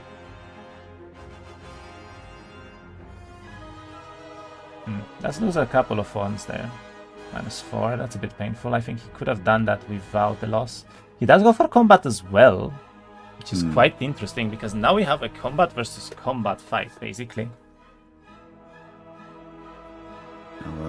Ever so strong heroic strike. He's considering Battlecraft already, but does go for the advanced combat here. And for the reset. Okay, so they are both really, really focused on these heroic strikes this game. It's so fun though. You can't, like, it is so hard to not pick it. I gotta say though, I'm a little bit worried about Skayne, because if there is combat on the side of Ordulops, he can deal with those worms very easily. The heroic strikes will do a lot of damage here. Yeah. But it's all about the scaling, I feel like, for Skayne at that point, knowing that it's going to be fine to just lose initial fight, as long as you can keep growing, use as much as you can, maybe get some insanely angry Reaver build later, or get into Queens. We'll see what they can do. I mean, the first match, 2's coming up soon. Skayne did pick Exodus, right? So I feel like he has to have a plan for this game. Yeah, then well, again, at least Order was in the control of the last reset, so he didn't get the start he wanted either, potentially. True. But I'm also thinking maybe Skayne just simply didn't want to play Helltide, because it's one of the newer templates, and a lot of people don't have the experience for that yet. That could also be... And that's what I also mentioned, that I could be like, I don't think people even want to pick it because, like, sure, they might also be as awkward about the map, the opponent you're facing, but it's all about, like, you need to have a feel about the game. If you're already down one game, you want to go with comfort, so I don't think they want to pick Helltide at all, because, like, at least I need to know what I'm doing. That is true, yeah. Ordulops is considering what to do next here, and he does find the Phoenix dwelling next to this third town, which could be very relevant later on, but I think he wanted to find probably between like tier 1 and tier 4 dwelling still, because of that recruitment early on. Let's have a chilling dwelling actually as well above the town. Okay, so we could see a very late game dwelling play here from him.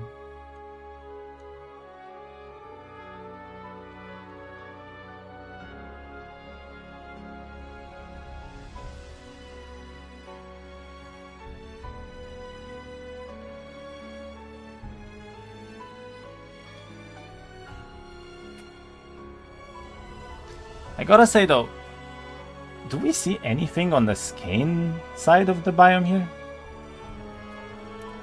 Because I'm not sure if we did. Checking his view. Not doing much. Yeah, he is just waiting for the turn, but they're both out of moves right now, so Ordulops is just considering what to do next, I guess. I mean, it looks like he's content. If he's not looking frantically, that might mean he's okay. It's always when he starts to zoom in and out, like looking through the darkness, that's like, oh, he's looking for something. But I think if I can tell, he's looking at this fight right now to tell what it is, and it's either hoplets, I would say. Like you see it in the fog of war, wherever he's about to go there.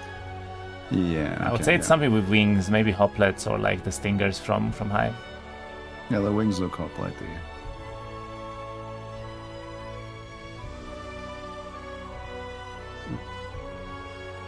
I'll see. Well, it is typical though. Just build some beetles, heroic strike, and trust your worms, and that's going to be probably the build for a while, I would assume. If I've seen any Hive game, that's usually parasites into worms, into let's see what happens. The problem is he's fighting. Paraboros, but... He is fighting a very dangerous and late game opponent, I would say, because Ordulops is known to have this crazy, build games where he gets some insane amount of units. So he needs to try to win this first and second final fight. I think that should be his main play here. Yeah, it's tough to know that. Like, if you already know that your opponent is really good at optimizing for late game, but he's also playing a very early good faction, so it's like I need to win early, but this is even tougher. Yeah, exactly. And honestly, I don't see a lot right now for Skayne. He needed those early dwellings, and I think he was trying to find them, but he is just not getting them. He tried to scout a little bit on the right side of the necropolis down there, and he couldn't find anything, and now he's just looking around. He went back, grabs a couple of the parasites here to probably use as 1-stacks later on, and let's see what he can do. Let's pick up a wise owl, which sadly for him turns out to be diplomacy, which is probably one of the least favorite skills right now for Exodus. So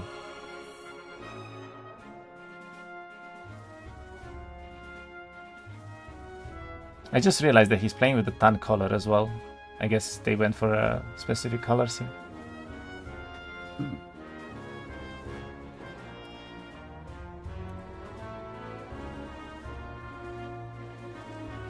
But yeah, Skayne, I mean, doesn't know what to do. He's scouting around, but doesn't know what to do.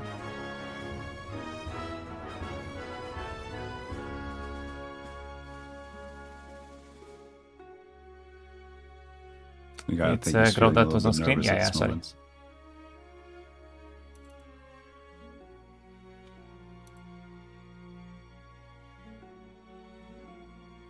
How long did it take? I'm thinking about like the multiple turns there. How long did it take for Heroes' competitive scene to develop a simultaneous turn? Oh, it was a long while, I think. I mean, I don't think we had sim turns until all the way to Born of the Abyss or so. So, 15 years. Ooh. Okay, I mean... And the class... Ordulops is finding everything, by the way. And this auto of his is insane. It just does everything for free. Yeah, that's interesting. Like, do you think there's a specific faction that has like the way better auto? There's like there's some faction that maybe like you always have to take the fights, and another one like we see here, it's like, well, I don't even need to fight at all. Do you feel like there's a thing? Because the AI is complicated to make well, of course, but I think Necropolis is probably the faction you always want to take the fight because it always loses something and you have to resurrect units, right? yeah, true. But honestly, I think Grove might be one of the better ones just because phones have the parry, right? So this parry mechanic can be very, very good just because the auto will attack these phones and it will just simply die in them every time. Yeah, you have a basic good setup because you will always attack first. So if you have a good force, then AI won't have an issue with it. Like same with the thing with Swift Strike as well, I guess would help out. Exactly, yeah. He does choose to pick up the Iriads from the second dwelling, but this is an amazing biome for him, by the way. He has recruitment and he has 2 Iriad dwellings right now, and he will be double building this week. So his first fight potential looks incredibly good. I mean, if he can get the Iriad laws as well, we could see like 50 plus, I think, already. Yeah, you like to see it if you order. You hate to see it if you want to see more games, I guess. That's the problem. That is true, but those resets came in handy in the end. Yeah. But they need to be there. Like it's nice to have those resets because that is true. Yeah, I mean, with all this RNG in here, it's a bit too. Everything can already happen in terms of this game. It could be really unlucky, so at least you get some ways to try to filter that a little bit more. But having potential restarts, even though yes, eventually you'll run empty, but then you have decided up until that point to at least give it another go. Mm-hmm. That is true. Yeah, I think the resets are a nice addition for sure to have always, because you don't really want to be forced to just play the map that is completely RNG, and sometimes you just want that choice. Maybe you find something good, you pick it. You don't, you take that RNG yourself, sort of, right? Hoping for a better map, I guess. Yeah, no, it is definitely like, even as similar thing with poker. It's like, yes, it's a lot of random cards that you will have never know any what's gonna be next, but if you're experienced enough, you know what kind of educated the risks you can take, and like knowing that, is this good enough not to restart? Because it's like, it's not the best, but then again, it's not, I've seen worse. True. Who's who? Should add the factions. Skayne is playing with Hive and Ordulops is Cruyff right now.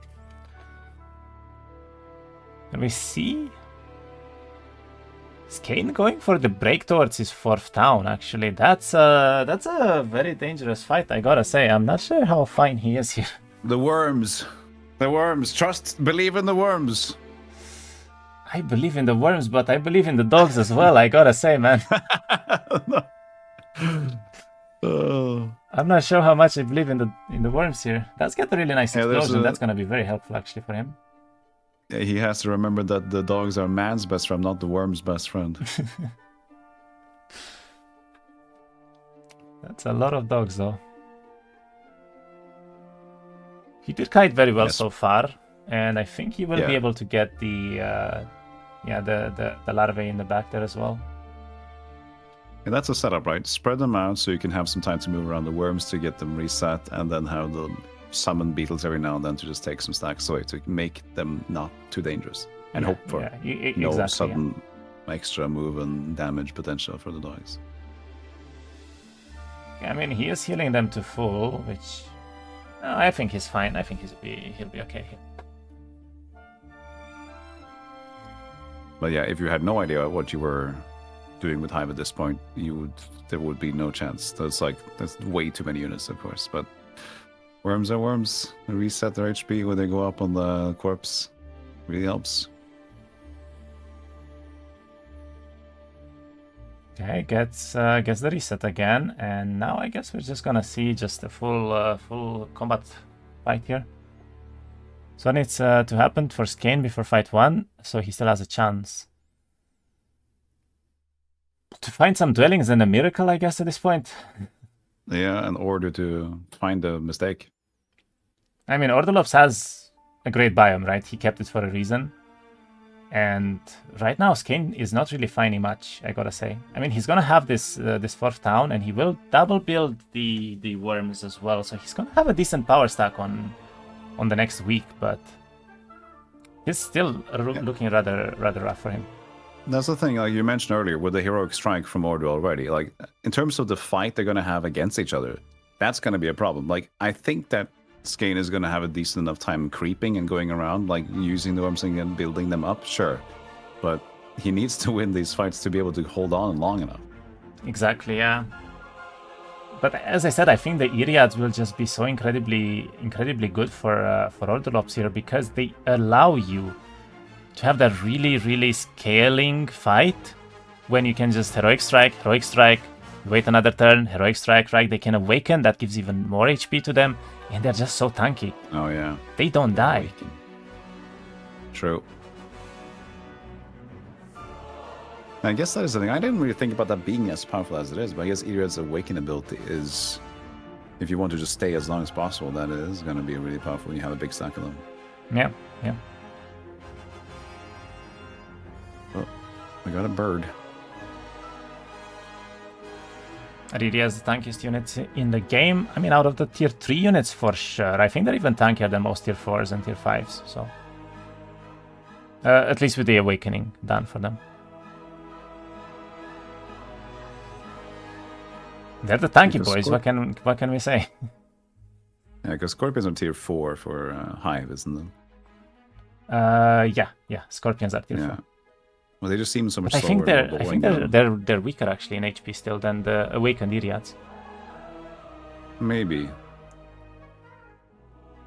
Yeah, no, I really like the Groves style units. As soon as the Iriad came out, I remember that was just fun to see how we can just build only Iriads, to see how long you can just tank anything. At least with the upgraded one, that can just take a stack back if they hit you. The Crystal Iriad, is it? Or whatever the other one is. The Crystal Iriads, you mean? They basically leave a corpse when they die, and then the other ones kill a unit every time they get hit. Yeah, a unit, yeah, that's the cool one. like that.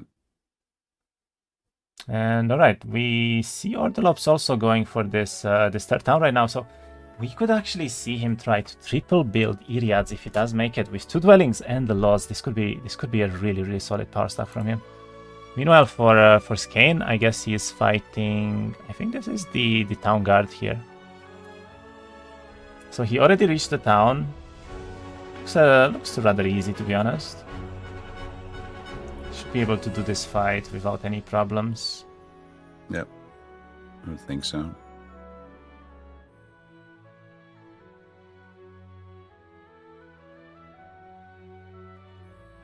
I still would have rather to see him save those early units, though. I think that might be what's gonna be the difference here for the first fight, because he's just going to have worms, and basically this weak worth of army, right, that he's gonna get from the 3 towns, and that's it. Yeah, it won't really matter, and that's why we're worried about that, because like it doesn't look like he'll put up much of a fight against orders at all. And then it's just gonna be like, yeah, it's great that you have the ability to go on the map, but that's not how you win the game yet. You need those fights. But yeah, that's the thing. You just kind of believe early on that as soon as you get the worms, it seems to me that you just gotta find a way to make them work on it all and then save up, because you really don't need anything else. Unless you're really looking at to still build like parasites. You can still get a decent amount of parasites, but as long as you're not playing Pandora's boxes, then I don't know.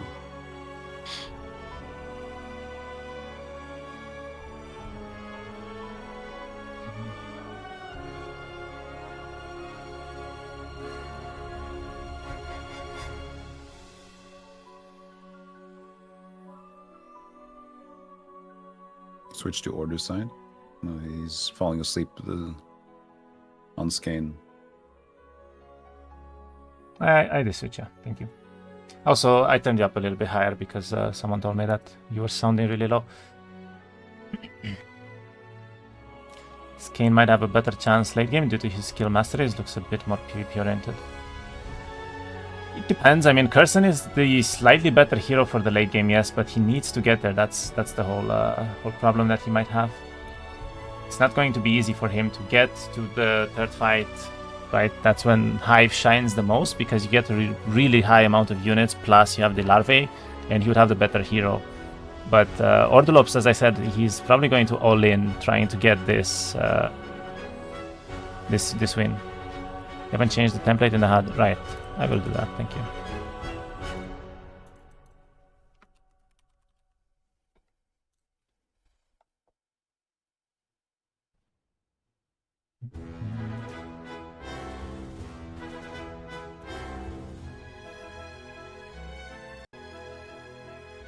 There we go.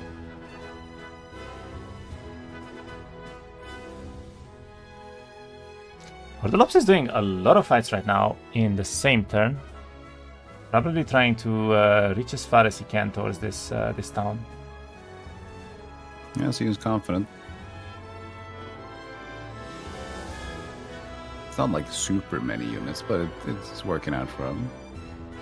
It should be okay. I think for this fight he's quite fine. I mean, he still has pretty much all of the army alive. So. Yeah, it's just the tanky squad in the back. So it's like Phoenixes are getting hit, but they're still tanky and just like using Heroic Strike for the damage mostly. Yeah, exactly. Okay, does seem like a pretty easy fight here. He doesn't have any mana left, so we're not gonna see any kind of fireballs. But I do believe that he's going to reach this town, and that is very relevant. As I said, the fact that he is able to triple build the Iriads right now is absolutely incredible for him. Yeah, expert logistics now as well. Very good. He does have one lightning bolt here as well that he could maybe use on the Iriads to not lose too much army. But I guess at the end of the day, he's probably just going to use as many heroic strikes as possible. Yeah, look at how strong they are. I mean, they're so good right now already. Over how many weekends will the tournament take place? About 2 months. We're planning to have about like 1 or 2 series every day, basically. Every week. Yeah, is it going to be like in the weekdays too, or just like Saturday, Sunday? Some weekdays as well, because we are partnered with the Behemoth Slayer, which are streaming all the games in Polish as well, and it's quite hard for us to find slots where everyone is available, basically, for these tournaments. Understandable, yeah. So it's more about the players' availability than it is just like the schedule itself. Yeah, the players and the casters. Obviously, we have to get all the availability together, kind of at the same time, and it's not the easiest thing to do. Right. Very nice fight here from Ordulops. He doesn't actually lose anything, and he does instantly build those Iliads up, just as expected here. There's already 22. This is looking amazing for him. Do you feel like that's a typical setup for this kind of heroic strike style on Grove? Just getting Iliads as like you're just gonna deal damage anyway with heroic strike. Is that like the go-to? You mean like if you go for the heroic strikes, you should kind of always build Iliads, right? Yeah, you just expect Iliads, yeah. I would say so, honestly. I mean, unless you see a lot of dwellings for Chillins and Phoenixes, maybe, I would probably go for the Iliad play almost every time. I mean, we can see just how insanely strong this is already, right? He has 36 of them, and he has more in the dwellings too. Another 12 here, and then he's probably going to have another 20 to 30 or so in the other towns. Mm-hmm. They're very cost efficient. They are very cost efficient as well, and as I said, they just allow you to have this. I mean, they don't do damage, really, right? That's the one problem with this unit. It's just tanky. It's just there. Yeah, but the heroic strike. That's why the combination works. Exactly. So you have the damage. It's so strong, you don't really need units to deal damage. You just need units to survive. And in this case, he has 68 of them, and he did not pick the third town up yet. I mean, I honestly think Skayne is going to see this, and he probably just GG's out, because how do you beat this on the second fight? He has to continue though, because he knows it's like this or it's out completely the tournament. So, I mean, yeah, he might want to. Let's see. Does he have the mental capacity to go to the second fight and try to make it? He's going for a pretty big fight here, by the way. This is not going to be that easy, because the Scorpions won't take a lot of damage from the worms here.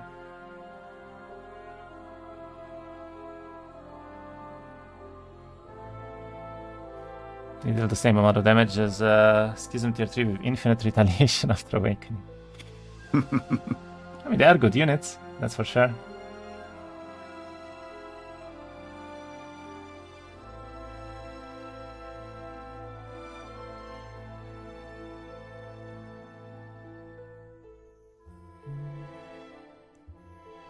Is there a way? I was thinking about that Necro Dragon, or Necro Lich Dragon. What was it called again? That one that has like 1,000 HP. Lich Dragon, I believe, yeah. Is there a way to get a hold of a Lich Dragon in your team? Yes, but not for this template. I don't think there is a transformer on this template at all. Yeah, I remember like early on in the demo, there was like also another like kind of neutral unit you could grab that was like super like tier 8 or whatever they mentioned it was supposed to be. More like an astral or like an eye looking thing. Can't remember what it was, but haven't seen that since either. He's losing a few too many units. I mean, he lost a worm already. Yeah, sure. Oh, did he? He had 7, right? So he okay, now, yeah, exactly. So he regened one back. There it is, okay. Yeah. He's doing a great job utilizing the larvae, though, I will say that. I love to see that. Yeah, gotta just keep every other as many things alive as possible, as low as possible. That's like the best way to deal with it. Okay, that's regen the last worm back as well. Alright, very, very nicely done. The World Watchers, they're not tier 8, or are they? Yeah, no, if you mean the World Watchers, I think they are tier 6. The World Watchers, yeah. This was a Pandora box, right? But I couldn't see what the result was for it. Didn't see it. Yeah, the World Watchers, those were units that were like really strong. That surprised me that was available. You know, Ordulops is also doing some pretty hard fights here. I think this is an Uncanny, right? And maybe a max level 1. But he has so many Iriads. I mean, I look at him and the fights he's taking, and then I look at the Iriads and I'm like, okay, he's fine. Yeah. There's no way he's gonna lose anything here, really. Yeah, and seeing that he still has a base to pick up from with the Iriads as well, if he's gonna get to it.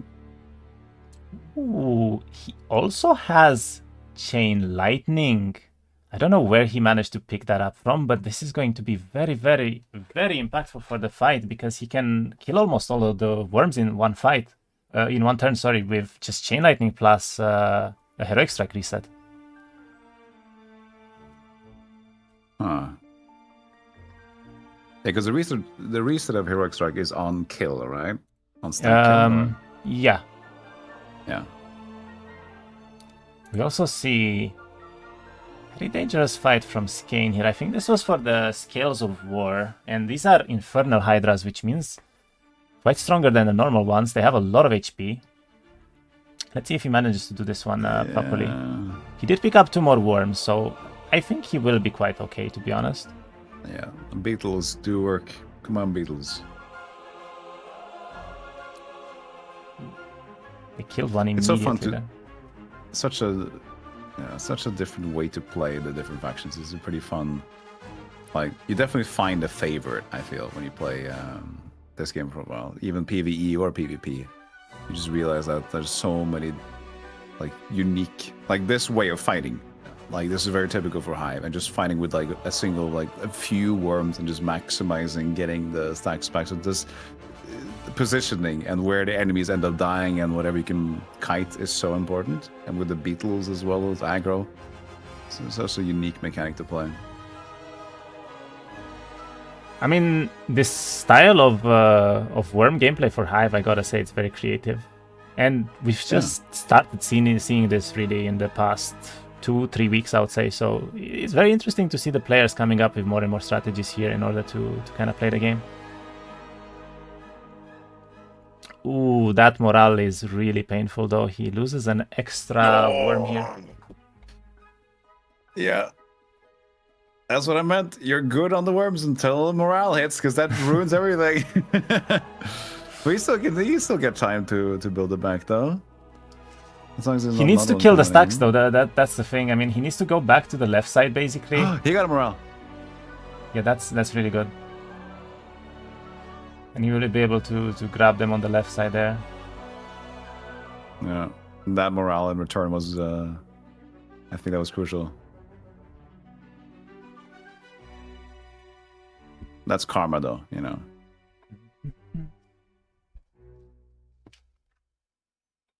Okay, I think from this point forward, he looks to be quite okay, I would say.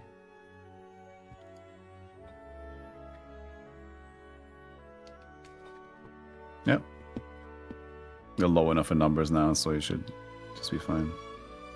I mean, I gotta say, Skayne is playing this close to perfection so far. I mean, he didn't lose a single worm so far, other than the initial, starting army that he lost. Basically, he's really, really doing well here. So he really understands like the way to utilize worms and beetle to just have that as an army. So exactly. All right, that's back to 10 worms, and we see a Scales of War here being picked up by him, and advanced defense as well. Very, very strong.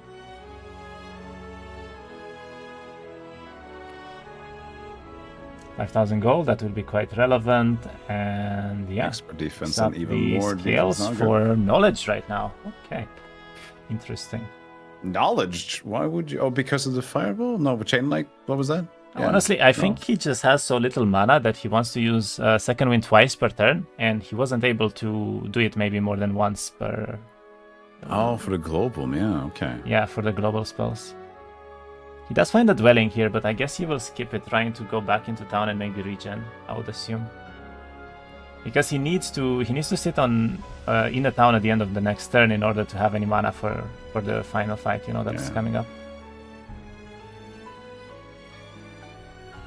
I mean, his army is looking pretty decent, but as I said, what does he have as a counter against? I honestly would have liked to see resistance here.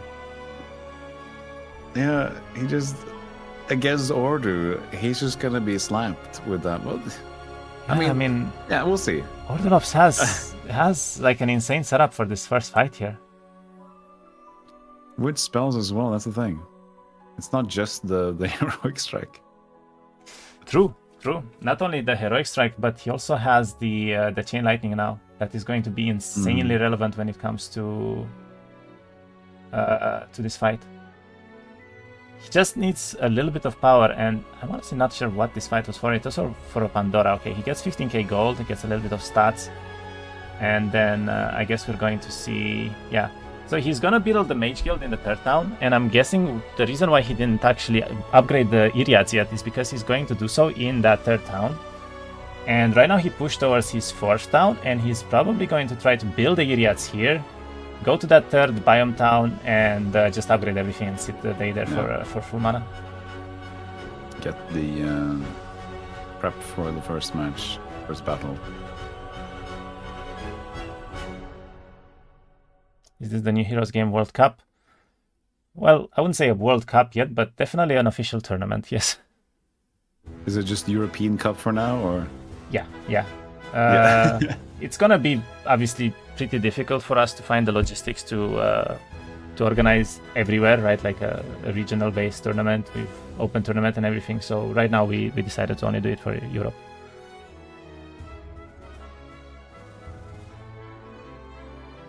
And yeah, he's pushing towards this town. I think he sees it already, and I do think he will reach. Which means we will see close to 100 Iriads in the first final fight. And I think that could maybe even be a record here. I don't think I've seen more than 80, honestly. I think that was the highest I've seen. And he lost a few as well.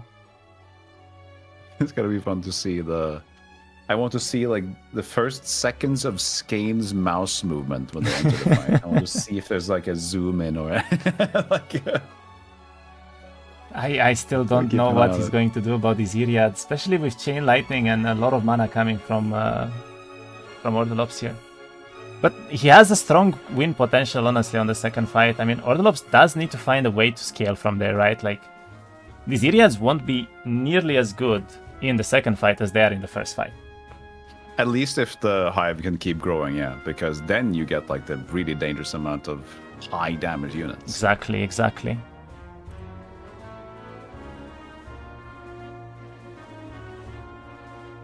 And yeah, we see the quad build already. He picked up all of the other units. I mean, he doesn't have many left, I guess, but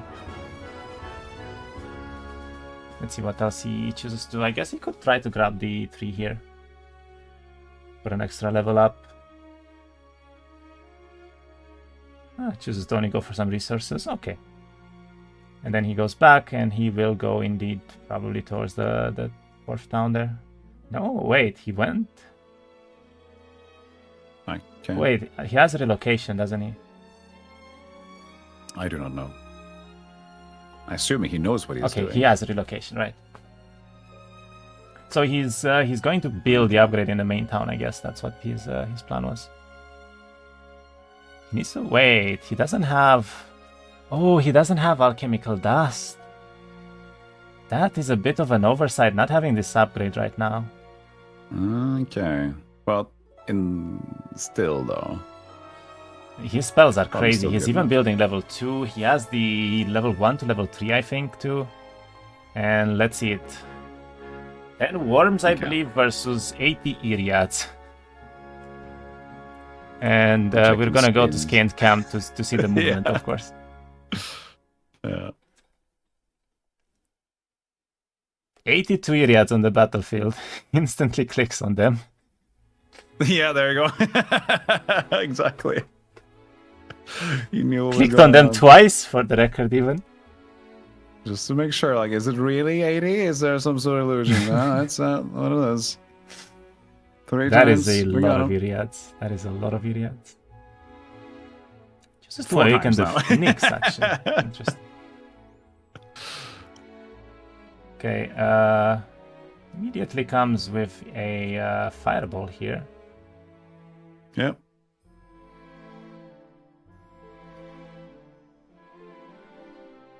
Three worms killed in one heroic strike. Yeah, I mean, they can regen a little bit, but that's rough. That's really rough.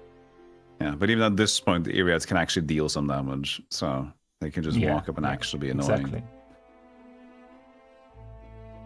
I mean, he can use the explosions pretty well here, but they will be very, very focus heavy, so... Let's see, does he find a way? He has almost no damaging spells, actually. That's gonna be rough for him.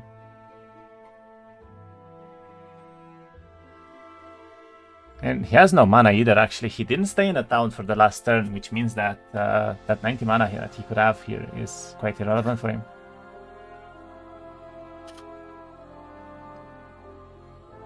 Apparently, Chad says in his stream, he says, "What is that?" on his stream. That is a lot of Iriads. Oh, man. Okay, I mean, if there is anyone that can make these things happen, right, it's definitely the pro player, so let's see what he can master here.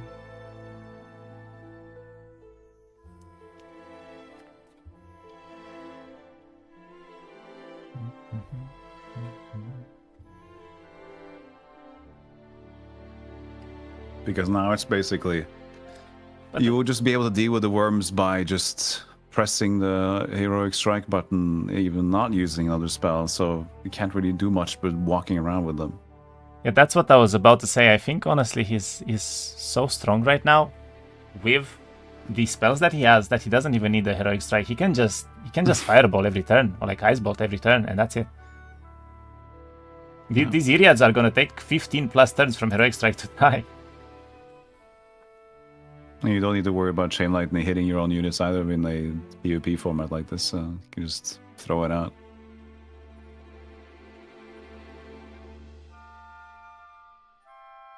Let's see. I think that right now, Skayne needs to find a way to win the second fight, so I would say that his main best plan is to probably try to reach the desert, triple or quad build even the worms and a lot of army from Hive and try to white 3, right?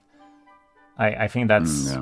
arguably the best possible scenario for him, but it's gonna be difficult because of how fast this the second final fight is going to come, and there's the resets as well. I mean, all of the army is basically gonna. Yeah, if anything, Skayne has to know at this point that he has to do something fast and efficient to deal with this.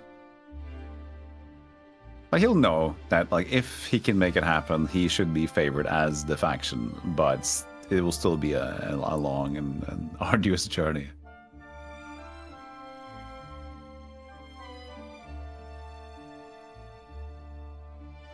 You can check the ears as much as you want. On the official tournament page, I find no place to donate to the prize pool. Is that possible? I mainly play horror, but this looks pretty fun and promising. You guys implement a lot of good practices from the modders. There is no way right now to increase the prize pool because it's a sponsored tournament by Ubisoft, so unless we get official sponsors to go higher there, we don't take donations for this kind of stuff.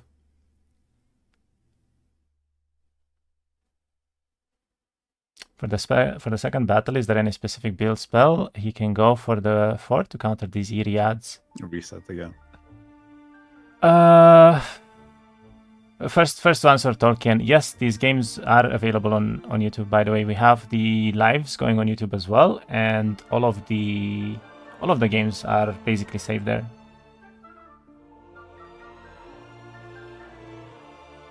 Also, when it comes to the counter to Iriads, he basically just needs a lot of army. These Iriads need to die as fast as possible. And for that to happen, he will need to probably build level 1 to like level 5 in every Hive town, pop the tree, and just try to have like a tactics first turn with a lot of initiative to kill as many units as he can.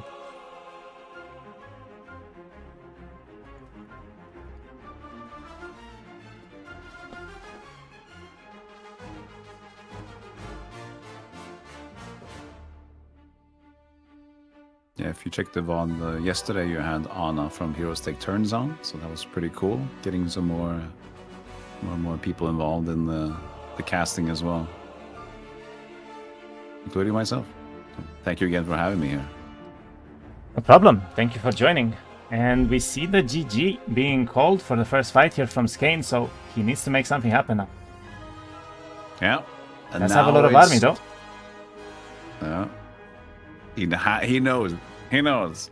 He acknowledged those Iriads 10 times. He knows that this is... he has to do something. It's the Grove strats, though. I mean, I called it, right? I called it from the beginning. I said that he's probably going to go for Iriads and Heroic Strikes, and that's exactly what he did. You did. It worked out really well. I'm going to assume we're going to see almost like a beeline to the desert biome at this point. And just hope for good pickups and use those worms as much as you can.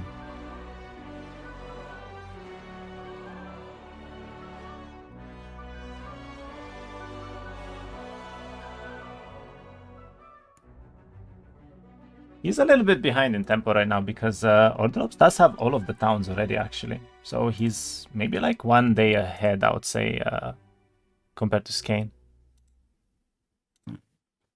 Yeah, he's still hanging out behind.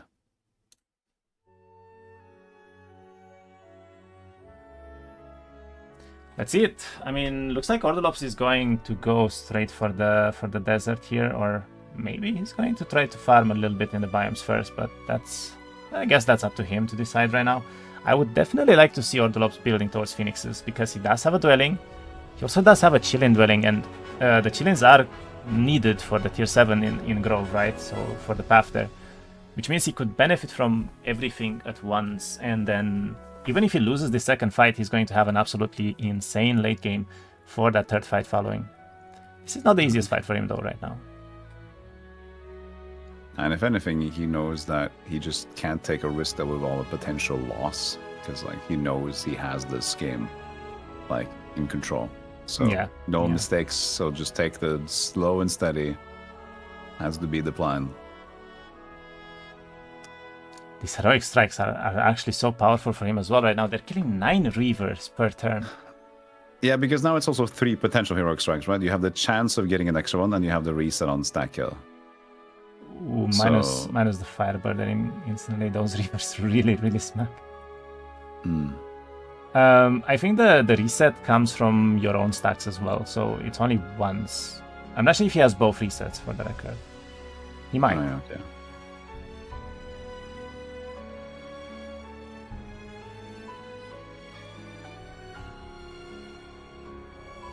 Okay, does go for another Fireball, kills almost all of the stacks. I mean, he did lose a Phoenix for this, which is a bit painful, right? But this could be a good Pandora box for him with a lot of gold, and then he's gonna be fine.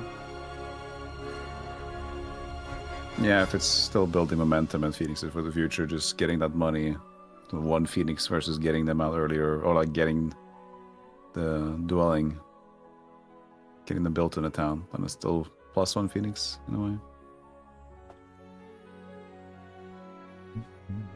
Did make a small mistake here, because he actually took retaliation from the Stinger and then did not hit it with any. I don't even think he remembered that he took the retaliation there. But okay, he just loses the Phoenix, loses 1 Iriad as well, but that's okay. He's not happy about it, but yeah. What can you do? At the end of the day, he needs to move forward here somehow.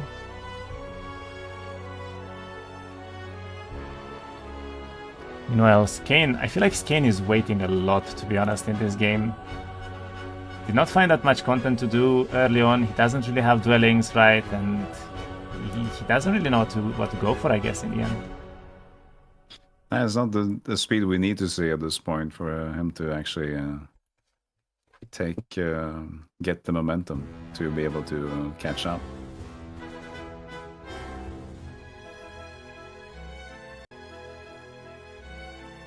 What kind of, do we know what biome is in the desert right now? Sorry? What faction? Do you know what faction's in the desert right now? I think it's random. Not one of the ones you have, but one of the random ones, basically. Yeah, I just wonder if you haven't seen it yet.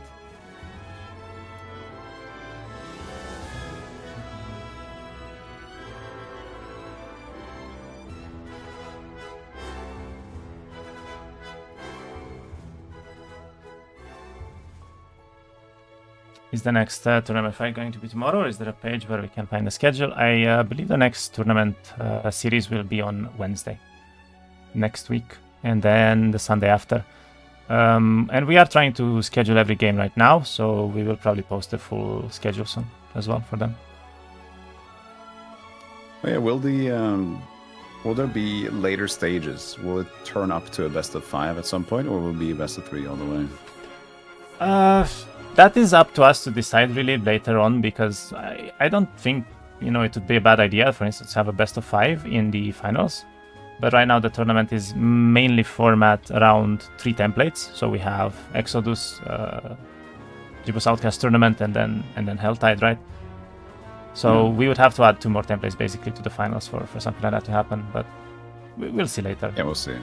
But that would be, it's always nice to have, at least considering like it could potentially be, without like no bracket research setup or anything like that, it could be a very short final. So we always like the best of 5. But we'll see. I'm not sure how Ordulops is doing this, but he's been in like 8 fights in a row at this point. Skayne is just completely gone AFK. It's almost like a strat to just like know that I'm just want to fight as much as long as possible, because when like as a mental game and in any kind of game you'll be playing, if you know you're ahead or you made someone like fall behind, the longer you can keep them in there, the more it's gonna like hurt their mental state, because they know they're behind and they just need to do something, but you're not allowing them to do anything. Not that he's doing that right now, but that definitely is something that probably Skayne is feeling. He knows he's not getting what he needs to do, and he's just sitting in there, just can't do anything about it.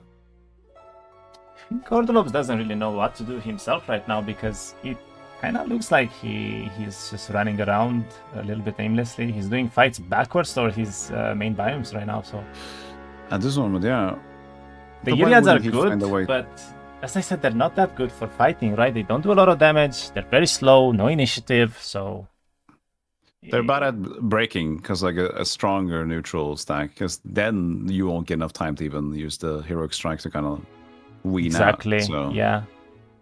It's gonna be rather rough for him, but let's see if he can find a way now. He needs to try and win the second fight, I think. That's very important.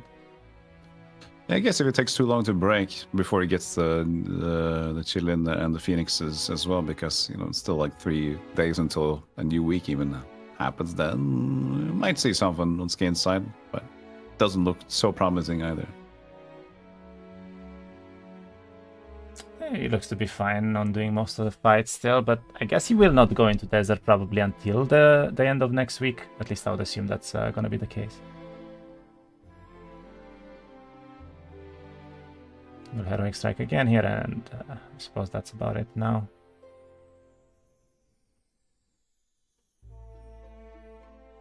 I'm assuming that he's going to go for this Chillin dwelling from this positioning, at least. It would make more sense, unless he just wants this Phoenix dwelling with reinforcements. And yeah, he picks up the Phoenix. Let's see. Will he grab the dwelling? He does. So I think what I said might actually happen. And he found a control scroll. This could be incredibly important here. This could be incredibly important here for him. For Ordu? Yeah, he's fighting for a control scroll right now with the kitten horns here. There they are, the kitten horns. Double morale, and he loses a lot of hoplets to that as well. Oh, wow. Do kitten horns have a built-in extra morale? We've got 2. Okay, I think if he hits there, it should be fine. Yeah. Let's do the kitten horn dance. It's always funny to see this. Yeah. Oh, and he even morales it. Don't know what to do. I don't want to hit the last one. Wait, how does he lose 15? Huh? Yeah, he what? That's gotta have been a bug there. What happened? What happened? Yeah. Okay. Strange. I'll take a look at Ordulops' VOD. I will see what the hell happened. I mean, he had 80. I don't know how he lost 15, honestly. Yeah, he one hit them. What was happening? Okay. Looks like the heroic strike ended it. What did they attack themselves? If a heroic strike kills the last stack of alive there from the kitten hordes, it doesn't actually attack anything. And is that a bug? I think so, yeah. That might have been a bug there. I think he's probably sending us a bug report right now. He's losing every time he hits. It's like he's taking splash damage from his own hit. So I'm checking the fight now. Every time he hits a kitten horn, he's losing like 4 units.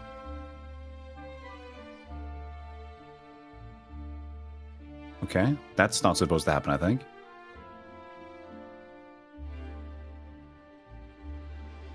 So are we reloading? Yeah, they are reload the save. Yeah.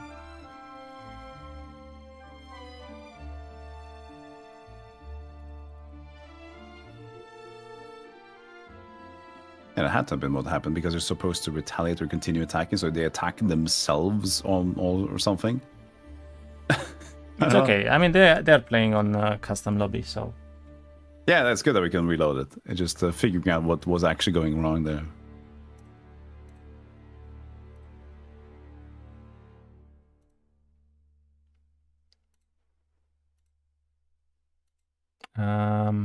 Okay, I think that they are indeed reloading right now. That should be fine.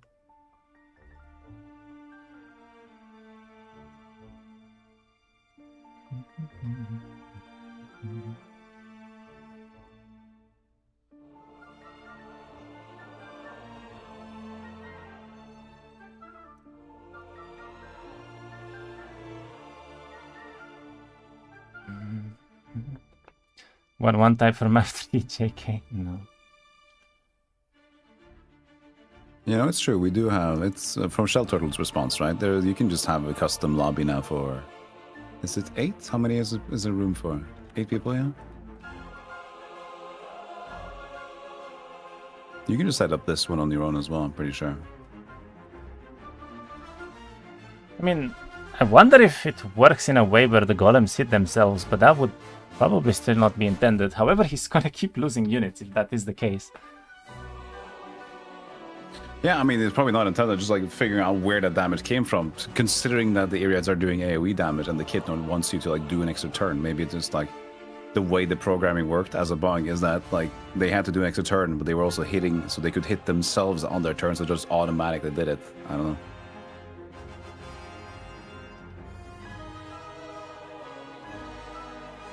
Are you setting because of the bug? Yeah. They should be going into a room here together.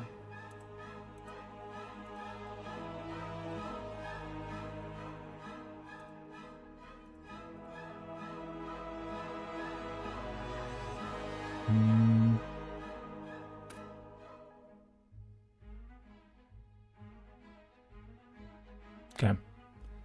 We should have both players in the lobby again, and let's go.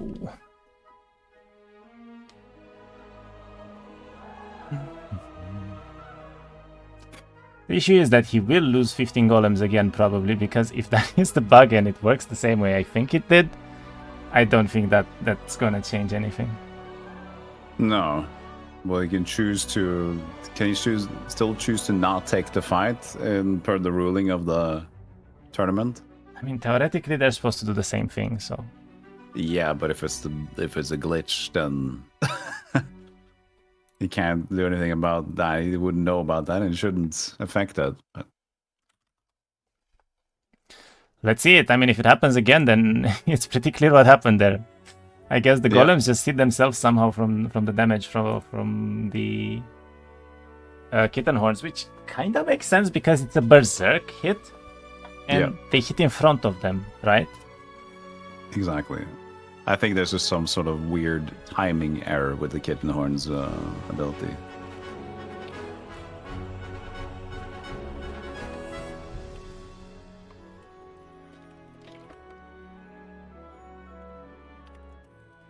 The angle for Skayne's comeback has to take the -15.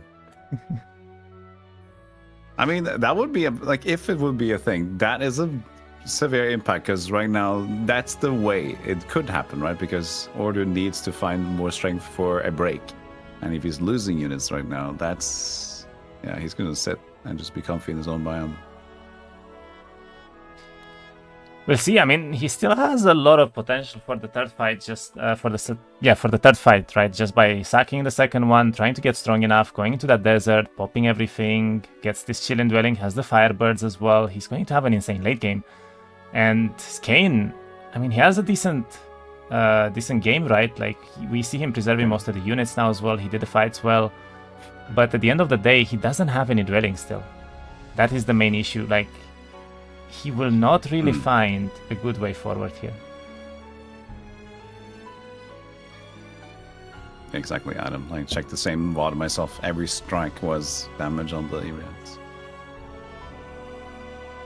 I mean, he will be doing the fight again, I am guessing next. And then we can see maybe if it happens again. Yeah.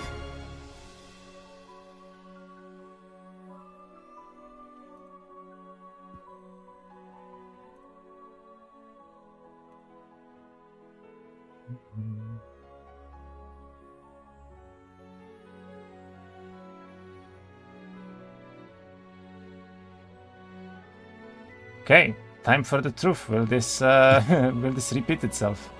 Minus 24 from the Oro, I guess. I mean, in all honesty, like, it makes sense even from the Oro, but I guess he's just gonna try to do it without hitting with the golems then. Yeah, we'll see if he's curious enough to just try and do it. Considering itself an enemy. Yeah, I mean, this could be a bug, but I would have to confirm it, and I don't think anyone's gonna confirm it on a Sunday, so.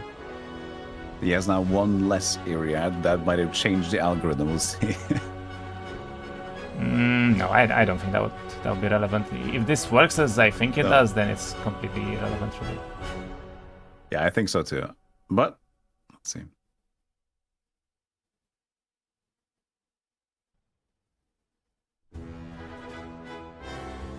Looks like we're just fighting this one differently.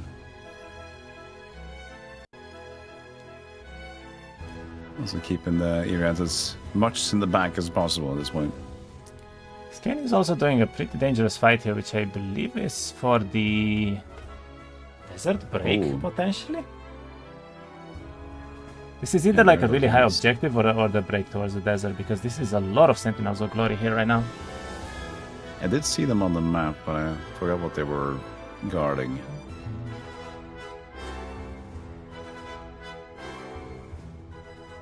I do think he left the army back in the town, so it's gotta be something around the last town that he picked up there.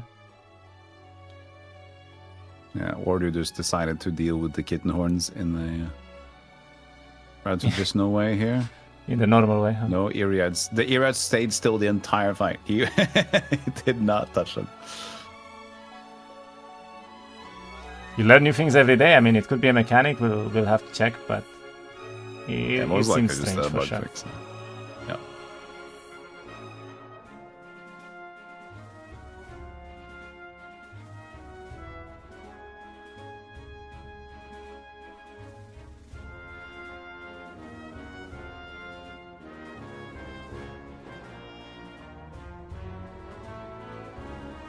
Game integrity equals saved.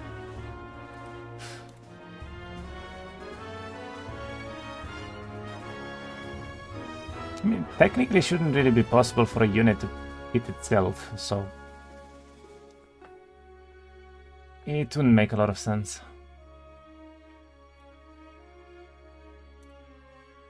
There was also some issues recently. That was, I think, almost a week ago or something. It was a previous tournament, and there was one issue that kept happening, which was Shadow Army had a bug that it kept disappearing on random other triggers.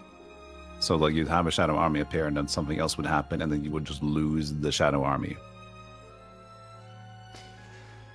Well, all I can say is that the devs are hard at work to fix all of these problems, and hopefully we won't have them for much longer.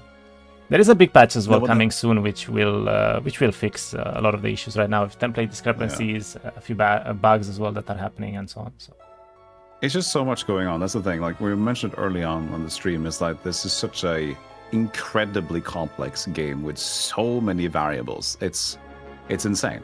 There's so many, like, just imagine how many units are in the game already, and then there's like 2 evolutions of every unit, and then every unit has like 3 or 4 passive or active abilities, and then you have to like, okay, now everything here has to work, and there's artifacts on top of it, and there's law things that manipulate. It's a lot. So, you know, it makes sense that there will be issues. So, but we can only hope that in the short future we'll get less and less issues, and it'll be a clean experience. Yeah.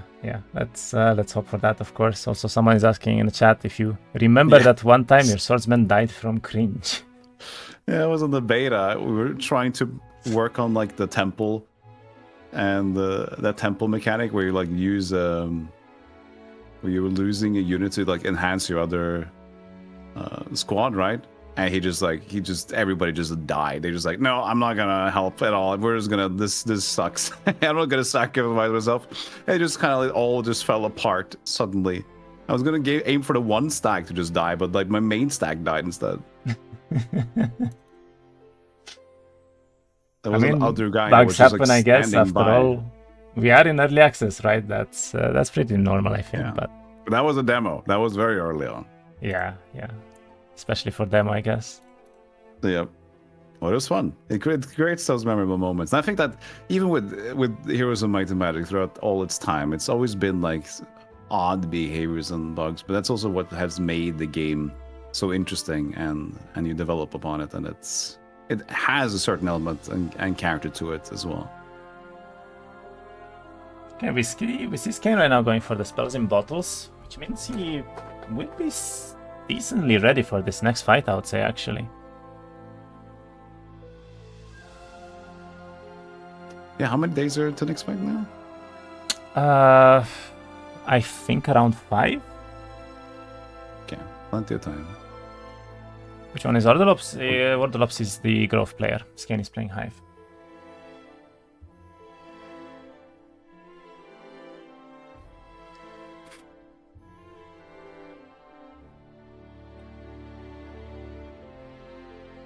Okay, it looks like a pretty decently easy fight here for him. Meanwhile, on Ordulops' side, we have a fight also.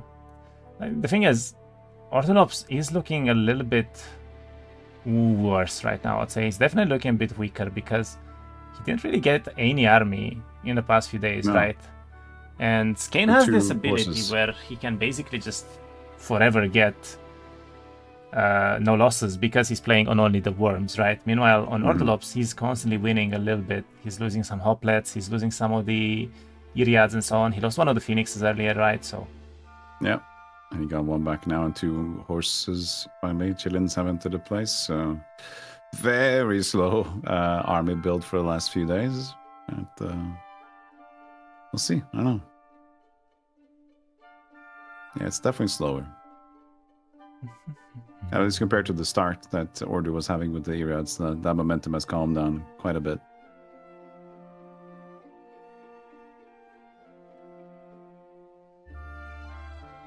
Looks like he's doing these fights quite well still. Does a bless, and he's just going to hit twice here probably.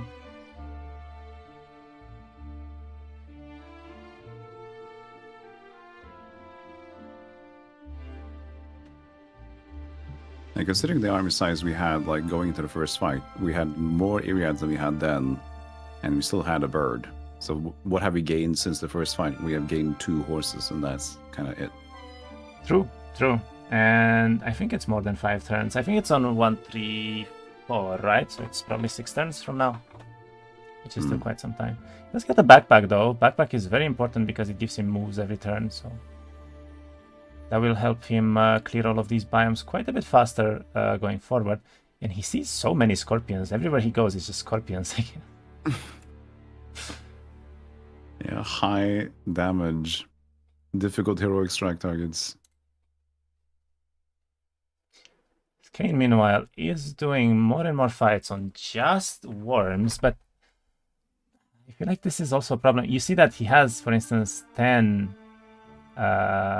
he has an 8 stack, right, of these locusts, but that means that he might lose a fair amount of army here every time that he's taking these fights because of the 1 stacks.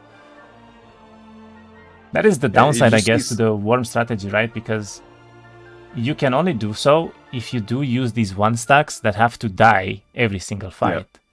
And in that case, you still lose army every single time you do a fight, basically. Yep. And again, you can still keep yourself going, but at one point, you need to find the army. Yeah. It's like, because you can just keep getting the low ones, and if you're not already sitting on a bunch of worm dwellings, but even then, like having a lot of worm dwellings going to the fight, and there still needs to be something more going on there. Usually, you'd think that you can just keep the beetles as like the other unit next to the worms, but you know, security and numbers and having more of those earlier tier units, if you're not entirely sure what's going on, is more comfortable. But as you said, it's gonna like bring down the momentum. Like you're just gonna have less and less units to bring to the fight. Gotta say, I'm a little bit worried about him though, because he's not pushing towards the desert at all right now, which means that he doesn't really intend to go for the white tree. Oh yeah, because then you would have to kind of push already to even be able to get there in time. To get there in time, yeah, exactly. So we might literally see just 25 to 30 worms or so in the second fight, and that's it, which honestly will probably die in one turn to heroic strikes. And just like one chain lightning. I am a little bit worried for Skayne here. Yeah, but then again, Ordu doesn't have much still, so... Doesn't not have much right now, but you need to remember he has 4 more towns that are going to give him another, what, 30 Iriads each? He will have like 200 Iriads in one turn, basically, here. But right now, it's okay, promising.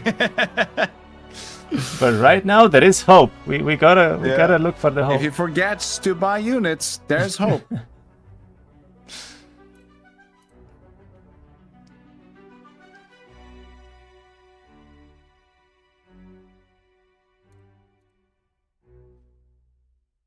I mean, he is getting resources, and resources are good because they might allow this this build for the Phoenixes to happen here on this week still.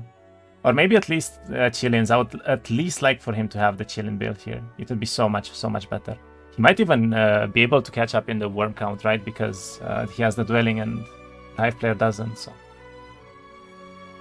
Yeah, and the upgraded, can the upgraded Chillins get from the left to the right side in one turn? Is that possible?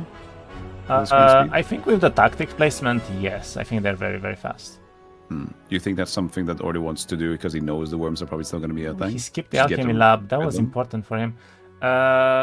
Maybe. I mean, if you kill as many hive units as you can on the first turn, right, they will spawn less larvae, so... Yeah, because that's what you need to do against the hive. Stop the numbers from being strong, so the beetles are not going to be too much, and then, of course, the worms just wants to keep going, so you need to stop that one too. As long as you know they're not going Reaver or anything else. But even them, the Reavers, you just need to get them as early as well too, because one attack for them is lethal. Gladly, there are no Reavers. Yeah. Okay, we see the Thunder Layers coming up, so he is planning to at least probably two or triple build here. Yeah. I am worried for Skayne. We might see him lose this second fight. I don't see a play for him really other than going desert, but he did not do it. I guess he just doesn't feel strong enough with just the worms there. It's kind of weird, like knowing how it went. I'm kind of surprised he doesn't take more risks in a way. I don't know, because playing it straight out doesn't seem to be the choice there, seeing as the first match went. Yeah, he is basically just looking around all the time, just AFK, waiting for Ordulops to end the turn. Mm-hmm. And it's rough right now. He needs to find his way to the desert somehow. Loses 2 more locos there. I mean, at this point, I guess he will probably lose all of the 1 stack that he has here. The Altar of Insight that he's seeing right now is very, very good, though. Comes a Resonance. He does start to fight a lot of these on auto combat, though, which is good for him.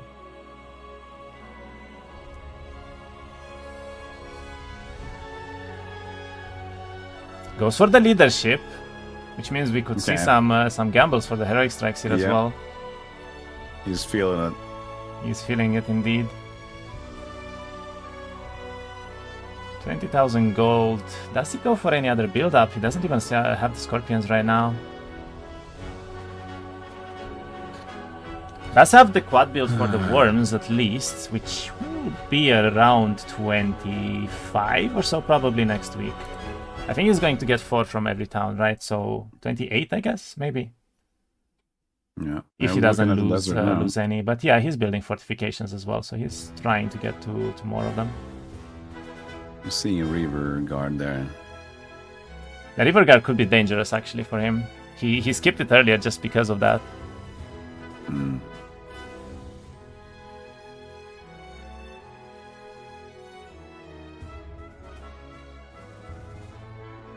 I mean, Ordulops looks pretty content right now, just farming these side biomes. He doesn't really need to push, I guess. In the end, it's his game to take to the third fight, if anything. So True. Yeah.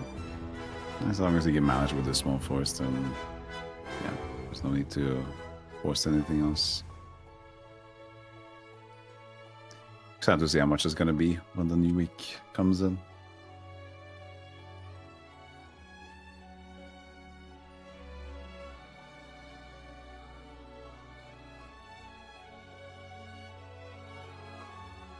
does have primal magic, does have leadership as well, and combat and offense. So both of them picked up an Altar of Insight too.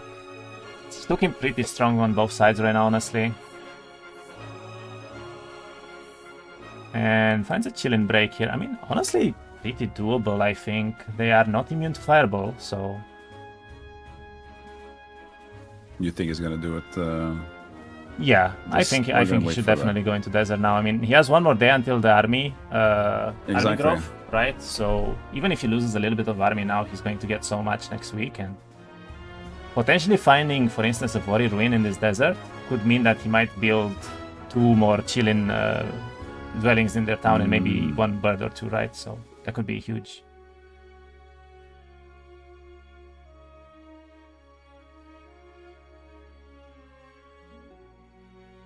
Okay, let's use the Chain Lightning.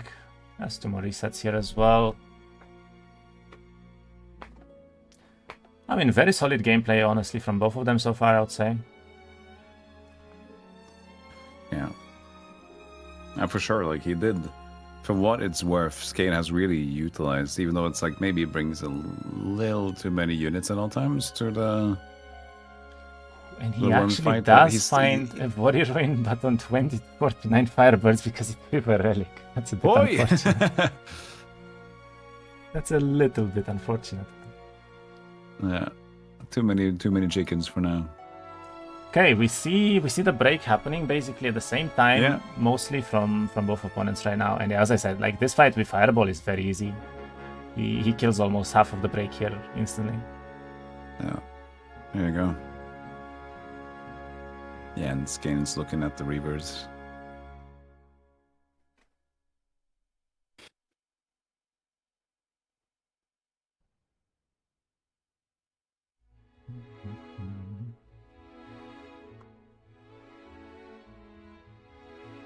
He might lose a couple of the... Yeah, he might lose a couple of the Iriads here though because of the swarms of the bees. It's a bit unfortunate for him, but nothing you can do about it, I guess. -3? Yeah, -3. Definitely worth the break, though. I mean, he's in Desert now, and he's actually first in Desert, surprisingly, even though he seemed to have the weaker game and army here.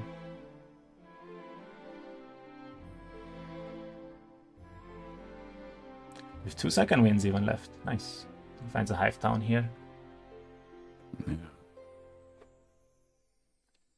Okay, so he only has 1 Thunder Lair, I think, and it is day 7, which means he didn't really build that much.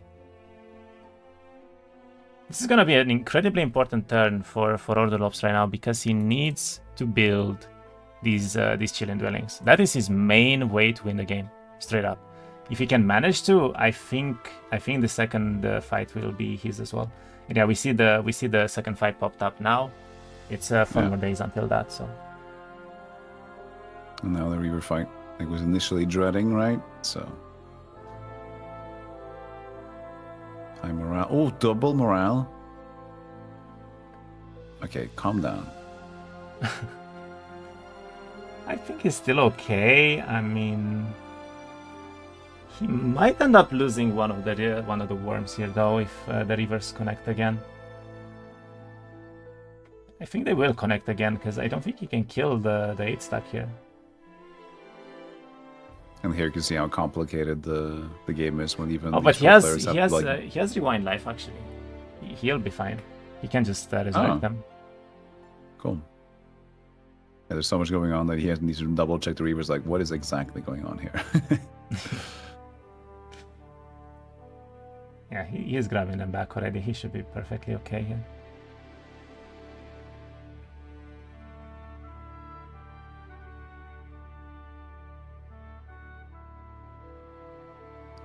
It's like so interesting with the whole morale play. It's like, for tournament play, you think that, and for PvP, like, there's a mechanic that's based so much on RNG. He did lose 2 Reavers. He didn't pay attention. He didn't actually grab them back. He doesn't. No, not the worms. That's the most important one. No. Yeah, that is so sad. I don't think he At realized least going into the desert. He was staying with 10 of them, right, for a long time, but he bought 2 last turn, and I don't think he realized that he bought 2. So now he just needs to capture a town so he can, like, kind of pick up the worms and keep going, I guess. Yeah. I'm not sure if he'll reach the town, though, because he doesn't... does he reach? Okay, he just reaches with 2 moves left. That is very, very good for him. Yeah, he needed that. He needed something. Let's find a Vori Ruin here, and his is actually very easy to do on just Tier 4 Schism here, so... And does he have extra second wind if he wants to do this? I don't think he does. No, he does not. So his turn basically just ended there. Alright, just wait for next day to get it. Okay, will Ordulops be able to build now? That is the most important question. Looks like he is back in biome, so he picked up the desert town and probably went back for more resources, and he will just try to get as much gold as possible right now.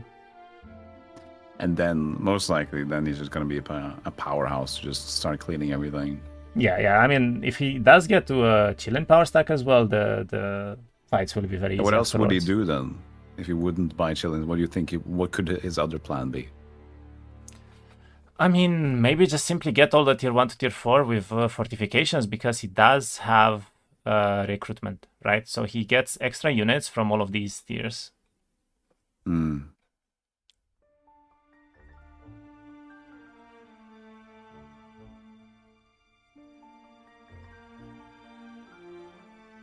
trying to preserve mana as much as possible right now, but he will not lose. They're gonna hit there. Yeah. Okay, very nicely played so far from these last few turns on Ordulops' side. And yeah, he's trading right now, I guess, for more build-ups. A lot of misplays from Skayne. Not really, I think this was the first and only misplay when it comes to the worms, actually. The 2 that he just lost there. Yeah, didn't lose one until then, maybe? Yeah, it was only just losing other units, I guess.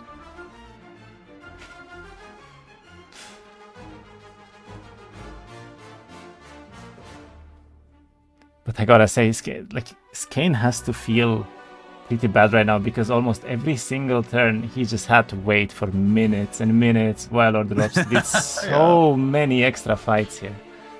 And he knows, like, he has to know that he's a bit behind just because of that. Exactly. You already know the last time you saw the opponent was that he had a surprising amount of units going in that you just like, that's not possible. So that's the last input you have. And you know already you're facing a strong opponent in Ordulops. So there's no reason Skayne would think that he was going to be the one in charge right now. So he's gonna feel horrible about the extra wait time included in that. Ordulops does not have any timer right now, and he went into a fight with 10 seconds left, so he's gonna have very little time to try and build something here. Okay, yep. But he has to he has to do it. He has to do it. Let's see if he manages his APM is gonna go. Let's look at his APM now, see how much the professional can show us the speed. Okay, he instantly clicked out. Does he want to build birds? Oh, he wants to build a pyre. Okay, so he wasn't going for the chillins, he was going for the pyre here. You're going for chickens, yeah. And yeah, alright, he's timing out there basically. Okay, 1-3-1. Let's see what will happen. He does get defense, by the way, which means that his kill tree is absolutely perfect right now, more or less. And will he go back for the units? I guess he does. Let's have 31,000 gold, so he should be fine. And 3 birds, 5 chillins here. Yeah, he's looking quite strong now, all of a sudden, in terms of army at least. Gets 14 more Iriads as well, and looks pretty good. That is very solid army. Let's have a well here as well, so he can use this in terms of getting all of his movement back, and let's see what he chooses to do. He does have the desert town, which means he technically has the potential to try to get this white tree still. I wonder why he's staying in the biome. I guess there's a tree, yeah. Looks like Skayne picked up his town in the middle, and now he's trying to go for this Vori ruins as well. He doesn't really have any army still. Like, he did not end. The problem is, Skayne tried to go for this desert town, but he did not end his 1-7 in one of his biome towns, which means that he's not actually able to pick up the units there and then go somewhere else, right? On the new week. And he only has 3 days right now to try and grab all of these units from each town, so that's going to be a bit rough for him. He's down a match, so he has to make it happen. But I don't think that these worms will make it happen. I gotta say, it's nice, but I was hoping to see something more, but no. Yeah, I think he went a little bit too hard on the worms. Like, he needed to have at least, reavers, maybe queens as well, to have a chance here.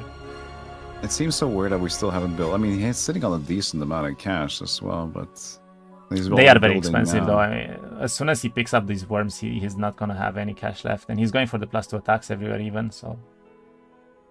Oh, okay. Yeah. There you go. At least now it's time to go collect some more worms. 3 more days until battle. Will he make it happen, or will he crumble under the pressure here? That is a very difficult fight, but I don't think you should ever go for these Death Knights, because they have the Death Stare, so they will kill 1 worm every time they hit.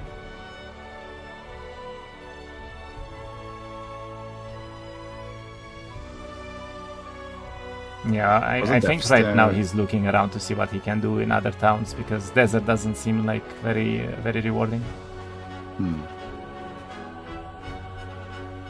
Was also unlucky, literally no dwelling. Yeah, that generation there did not favor him, that's for sure.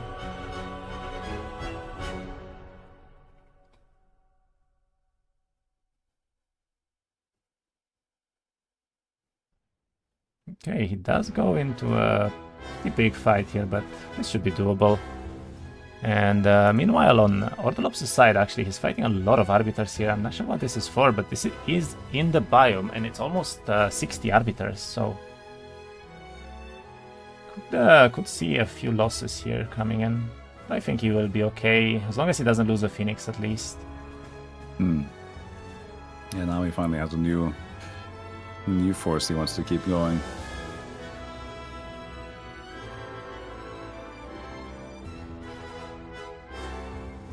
Okay, he's going to give up some of the units. Does lose a couple of Iriads, but at least probably better off than losing Chillins or Phoenixes at this point in the game.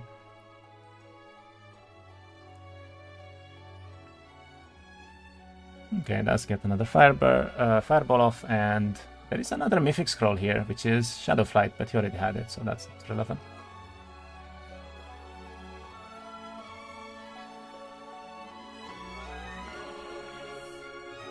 At this point, he is only going for gold by the looks of it. He wants as much as possible in order to pick up all of the units, maybe build another Phoenix or 2, and yeah.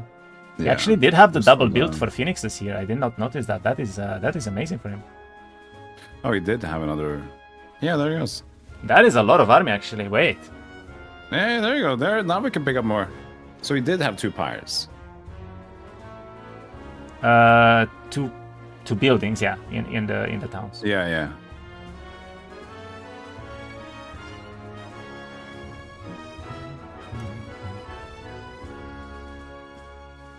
can't remember if they're called pyres or whatever. All these games with different units and where they belong to. It's always this different. It's rough though to try and remember this many. I'll be honest. I don't think I can either. I mean, even this one, just the centaur itself. It's like centaur they belong to like 3 different factions or whatever. But in the history of Heroes of Might and Magic, they get thrown around. They became barbarian in Heroes 4, right? So. So what happened? No, wait, he has 9. Okay, so he just lost 2 to the shooters, I guess, in the back. Yeah, I guess we'll be able to pick them up in time, but that's... yeah.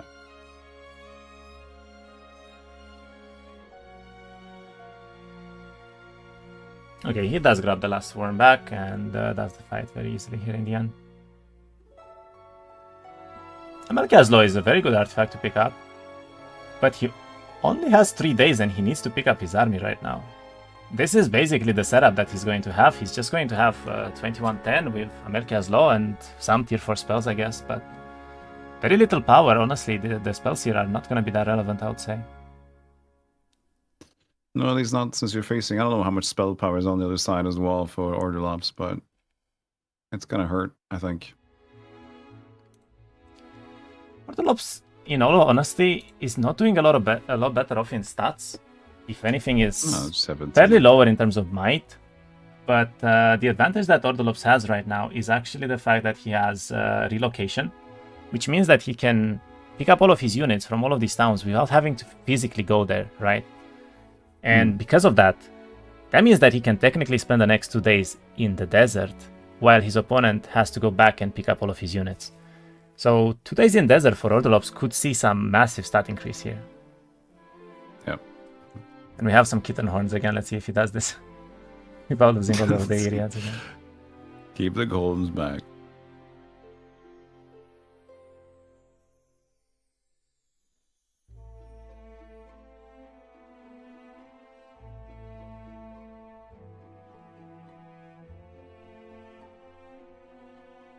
Oh no. Okay, wait, he has the reset. I was about to say, if that hits the... oh, sorry. If that hits the Chillins there, he was gonna get hit on the areas with the Chillins, and that would have been disastrous. Oh, yeah. And luckily the fawn was there. Okay, he's pushing for fortifications now as well. We could see a white tree being popped here, honestly, from him if he goes straight for the desert now. Oh yeah, for Ordulops.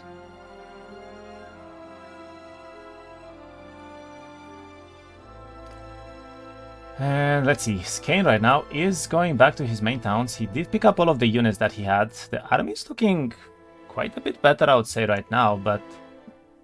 yeah, it's still not comfortable going into a fight against what you were just saw with orders, so I don't know.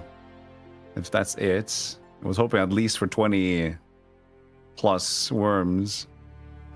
He does have a lot more, but he needs to pick up the towns here. Okay. This is basically just one town picked worth of army, right? Okay, so it is. Let's see it. 2 days left. This is the final stand here from them. That is not a fight he wants to do, probably on like 30 vampire scholars. And the DK is actually, oof.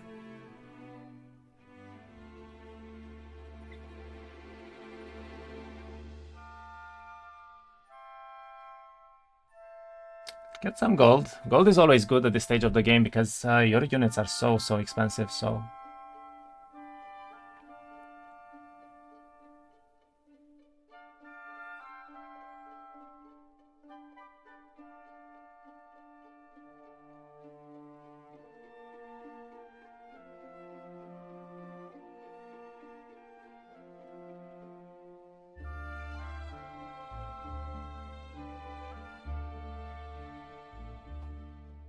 yeah, that is another town.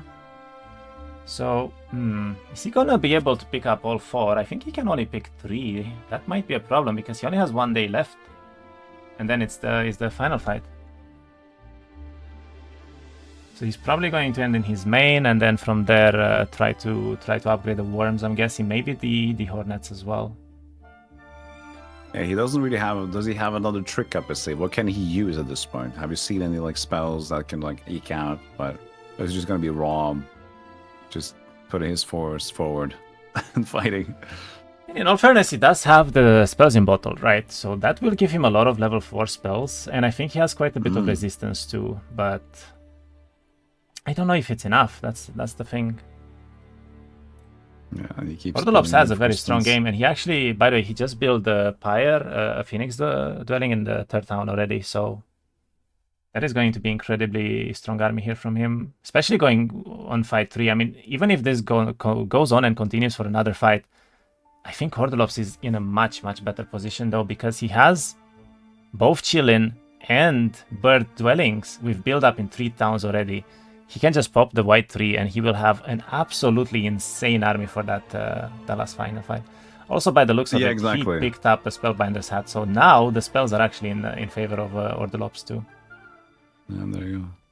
Yeah, consider like he's building all this in this basis, and that's just gonna be even more dangerous for last fight now if he gets to it. But yeah, so he's not afraid of Grove potentially not being a strong late game. He has a pretty good. He's got it going on. Because Hive does not.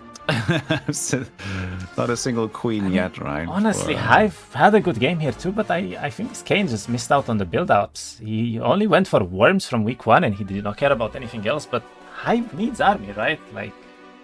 Yeah, I don't know what happened because I'm like the super expert at all what's going on here, but what I tend to see is that Hive, you start parasites into worms usually, and then eventually maybe reavers and then queens. But we're stuck in the worm phase. It doesn't seem like there's for a moment to Skayne and he's waiting AFK for a few minutes for it. Yeah. Yeah, it's still the same thing. So yeah, I just haven't seen be able to build to anything else, which should usually happen by now. I agree. I think this was a bit of a not necessarily misplay because he did not find dwellings, right? Like if he had the dwelling for tier 7 or something, maybe it was making his decisions a lot better here. But I definitely think he should have at least tried to build scorpions, let's say, right? To have this tanker unit or let's say reavers or something like that. Trust the worms. Well, we trust. I believe if there's someone making a comeback here, it's one of these two, right? But I believe in the worms too, but at some point they gotta make room for the other. They gotta have some friends. Yeah. Can't just play on the worms. Because the thing about the worms in the end, they're just gonna put their head in the sand, right? And they're gonna decide. You can't do that forever. Okay, we see a Warrior picked up by Ordulops, which means he has a lot of dust right now as well, so he could actually upgrade some of these artifacts. Or maybe units. I would like to see the units upgraded for the final fight here.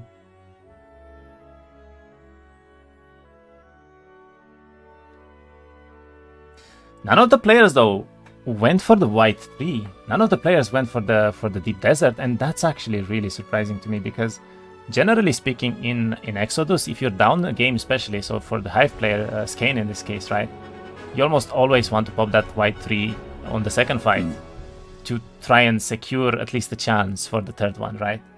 And when you're the winning player, you also want to pop that white 3 just because your opponent might.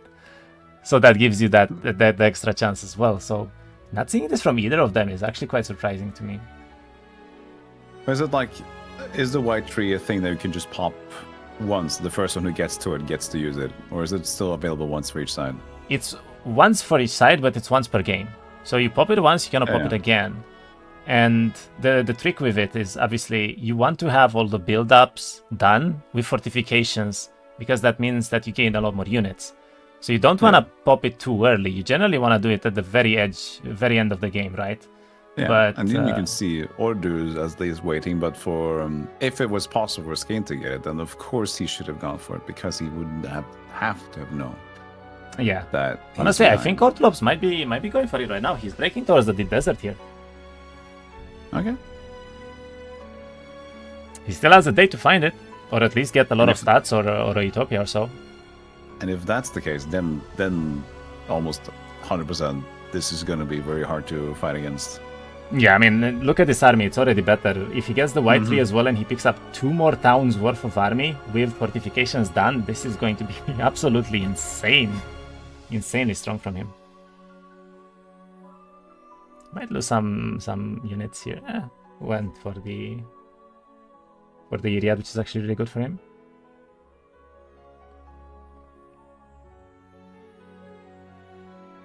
Alright, very easy break. Does not lose anything really but 4 Iriads. And does he find the white tree now? This is incredibly important. And he instantly finds it right next to his portal here, so he doesn't even need to see it anymore. Wow, just take the portal. Perfect. Yeah, I think if he's popping this next turn, it's over. There is too much army for him. There is just too much army for him. That seemed like such a lucky find, though. It's usually around the portal. It's usually around the portal, so it's almost guaranteed to be like in a, square around it, let's say. But obviously seeing it right away is lucky because he does not have any scouting. I see. And yeah, we can see the forts coming up. He knows exactly what he's doing. He's going to pop this 100%. Like he went all in, and yeah, this is exactly what you're supposed to do when you're up a game. You go for this white tree every time. You don't give your opponent the chance to take it. Yeah, this is the classic, like when you're ahead, get further ahead. But, exactly. He's doing a surprising amount of damage actually with this little stats as well. Yeah. Love that the birds got some AoE. They didn't have any like. Skayne is still waiting. Yeah. Phoenix didn't have any AoE attacks in previous Heroes of Might and Magic games, did they? Not AoE, but they were able to breath through a unit, so technically still an AoE sort of. Oh yeah, true. They had like the two hex map thing. Yeah. Of course. They had the breath. And he can even get the Phoenix laws. I mean, this is insane. That means that also the Phoenixes get extra growth now if he pops the 3 because he managed to get this law. The law extra at the very end, yeah. Okay. Last turn right now. Let's see what will happen. I mainly want to kind of watch Skayne here because I think we already know what Ordulops is doing. And yeah, he's straight up looking at the 3 right now. He's going to go straight into the fighter. I'll have them both open. Meanwhile, on Skayne's side, he's going through the biomes. He's trying to pick up as many units as possible, but his army is looking... It's looking pretty grim, honestly. Yeah, it's not exciting, at least. Like, this far into the game, you tend to see much more going on. And as I said, we're not saying it's specifically a misplay or whatever. It's more like the map was just not kind to Skayne. That is true. I mean, I'm kind of curious to see if they spawn the map afterwards and they look around to see if he had dwellings, but he just didn't find them next to his main town there, right? Mm-hmm.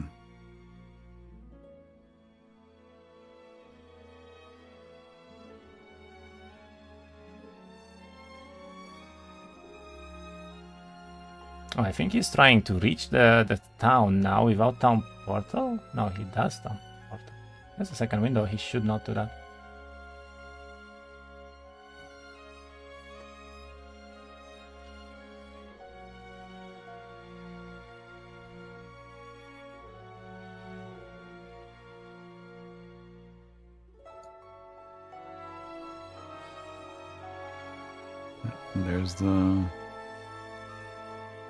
There's the tree. Yeah, Ordulops did pop the 3. I'm not sure what Skayne just did here. Oh wait, he back to town. That's what he did. And now he's probably gonna try to upgrade something. I mean, I would like for him to upgrade the worms, but I don't think he has enough gold to upgrade them. 28 worm. I mean, decent amount of army, honestly. Not a lot, but decent. Because for the Amelchia's Law... Alright, let's see what Ordulops can muster here.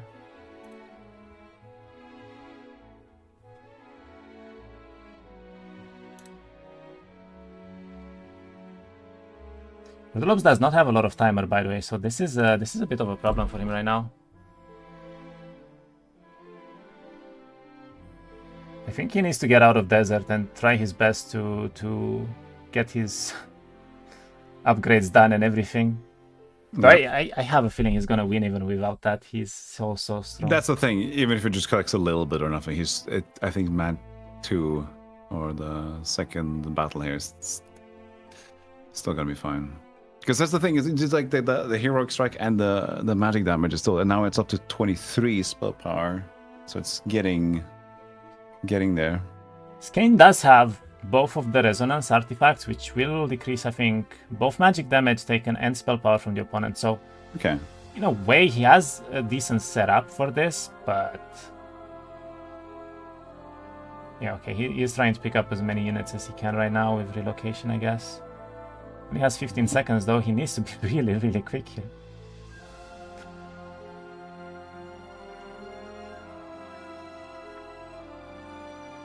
it's fun to see like a game like this that is essentially a turn-based game, like become one of the more like intense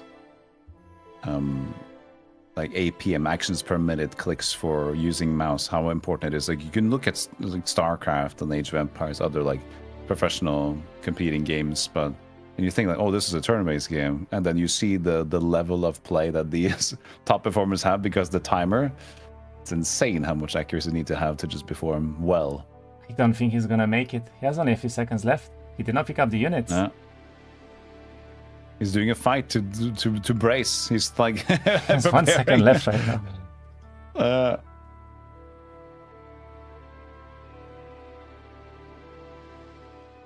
Okay, he goes back to 10 seconds because of the extra timer, and he's, I guess, just gonna continue doing this for 10 seconds. Timers every turn. Yep. That's the thing you mentioned as well, you know, you can just kind of like live a little bit, just grab another fight here and there and just take a little bit of edge towards what you need to be doing. And then psychological warfare, as chat says, Skayne. Skayne Pop. Sitting in the dark, waiting for this. I mean, it's rough for Skayne. It's definitely rough for Skayne, but the thing is, as I said, even if he wins this fight, Ordulops has like the entire desert control and probably 2-3 times better plan here overall. Yeah. Okay, loses the funds for this kitten horn, but that's okay.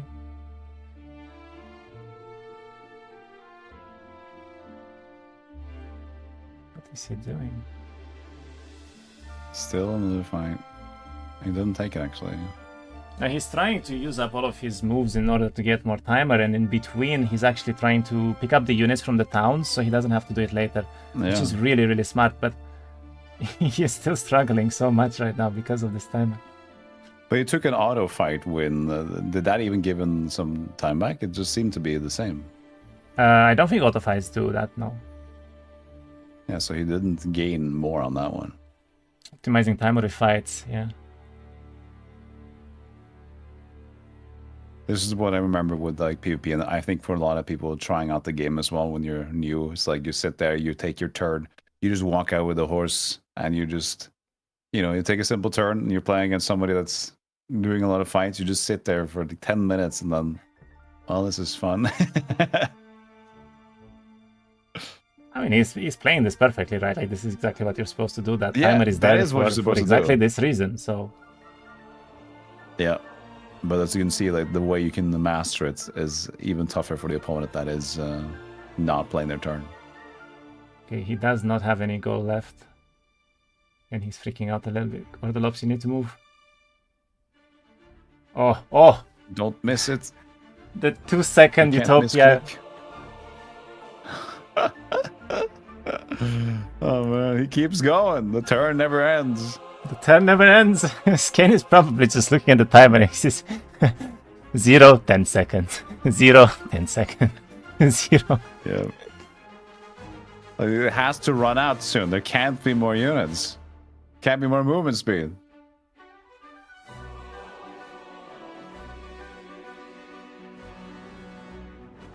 Yeah, that's true. That was me in PvP. It's like, why can I never play? And then why is he so slow? Why is he so slow? I have no patience. Okay, he managed to equip some of the things, and he managed to pick up one of the towns. He doesn't have all of them, but... Good army. He did not upgrade the Iriads, though. No, he definitely could have had way more than this, but... it against this is probably still fine. At least it's a little bit more interesting. And the stat difference, though, is quite a bit in favor of Ordulops here as well. Yeah. I mean, I think Skayne, he has to look at this and he probably realizes that his opponent just has so much more build-up, though. Does do a lot of damage with the stingers, however. Kills 5 birds almost.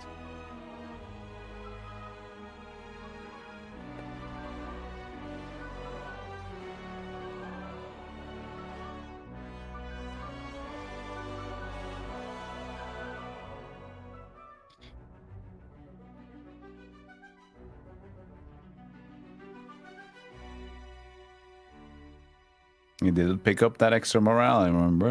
You're looking for a miracle here. 135 Iriads. It's not a lot, though. Level 1 spells only for Skayne. However, this is going to be pretty bad, and he does not have that much mana either. Let's get the... Yeah, those for the birds. Yeah, I mean, gets rid of the birds instantly. That's pretty good. What spells coming now, though, for Ordulops?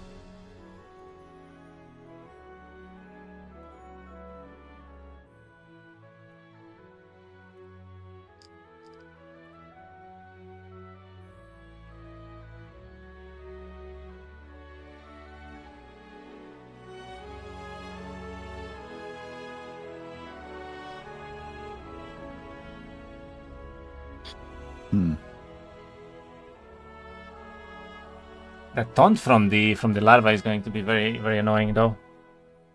Oh, but he morals. There was a taunt. Wait, but he morals. I mean, he can just judgment the worms away, I think. Or maybe just Armageddon. Wait, why doesn't he just Armageddon everything here? wouldn't that just be like emotional damage, really? That's so rude. That's so reckless. I feel like that's emotional damage, really. Like. Yeah, that's so reckless. That'd be great, though. That's gonna take some cojones to do.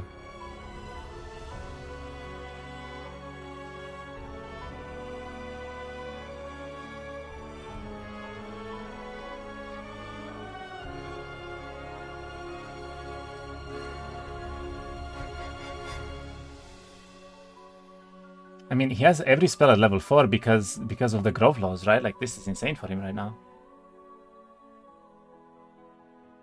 He needs to awaken the Iriads, though, and I don't think he has... Actually, he maybe has enough. Yeah, if he uses Energize, or you want to use a spell for Energize, though?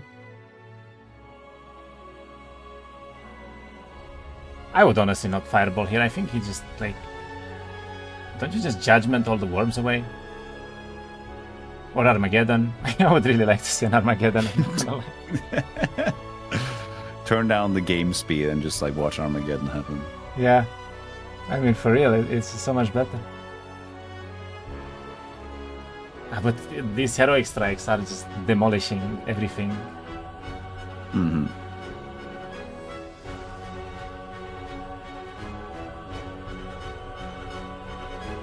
Yeah, that is... That is a lot of damage. He's basically just getting rid of all of the units right now in terms of trying to not get as many larvae on the out. fawns as well. Yeah, good times. Good time to be Skayne.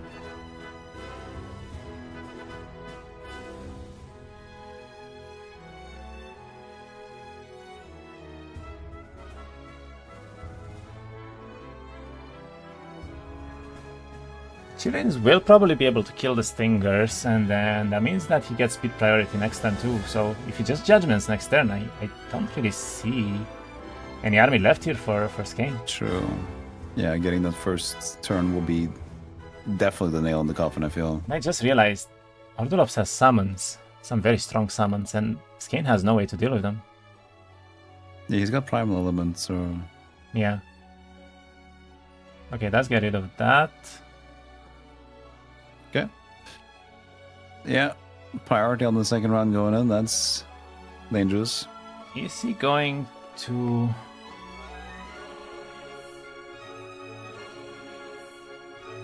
Okay, he's gonna take a retail on this, and then hits with the Chillins, and then I guess Judgments.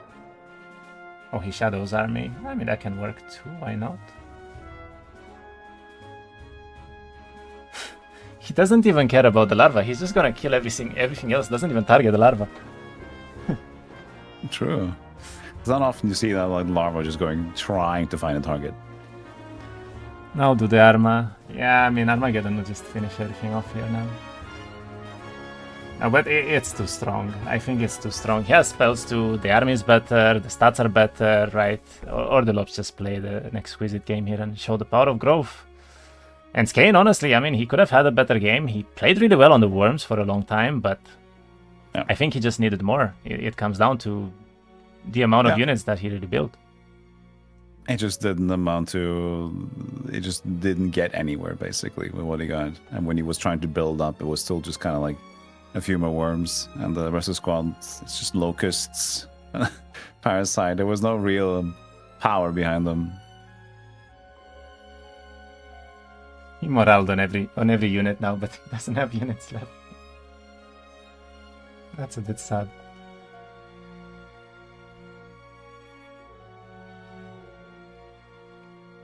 Yeah, the morale keeps doing it.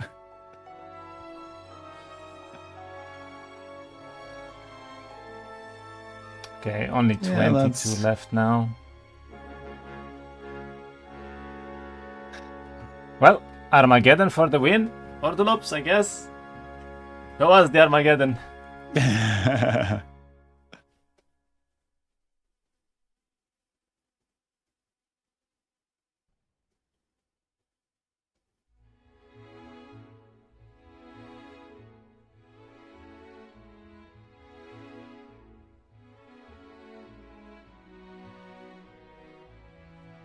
Carapace.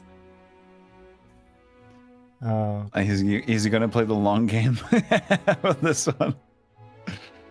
I mean, he knows he's dead here. I think he doesn't have spells to play either. So. I mean, you can just just heroic strike the Carapace away. Yeah. I feel like Ordulops is playing with his food a little bit here. Yeah, it seems like he's just waiting. He's just having fun at this point. He's not really in a rush to do anything.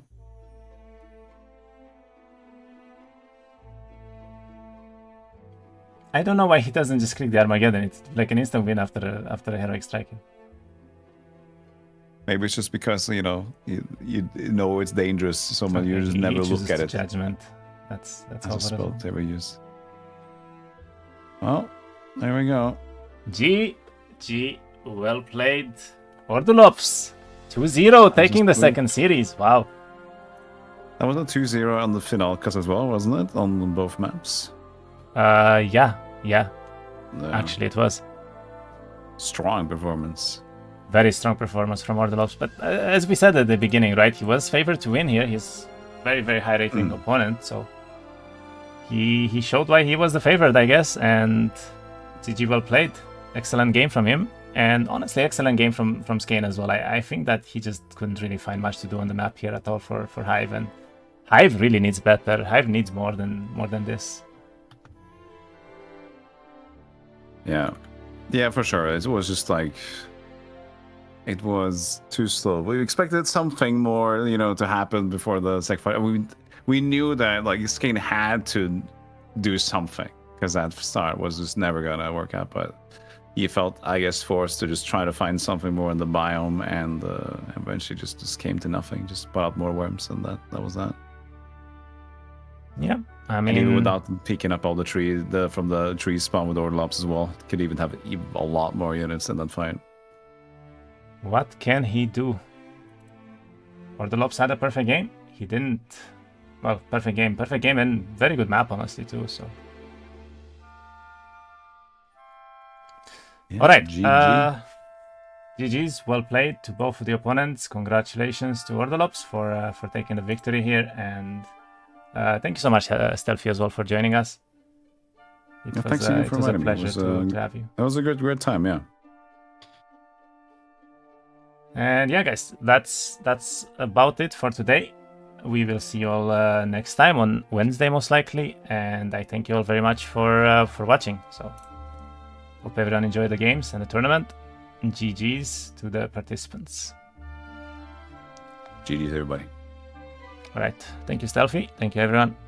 We are done now. Bye-bye. See you, kiddo. Bye-bye.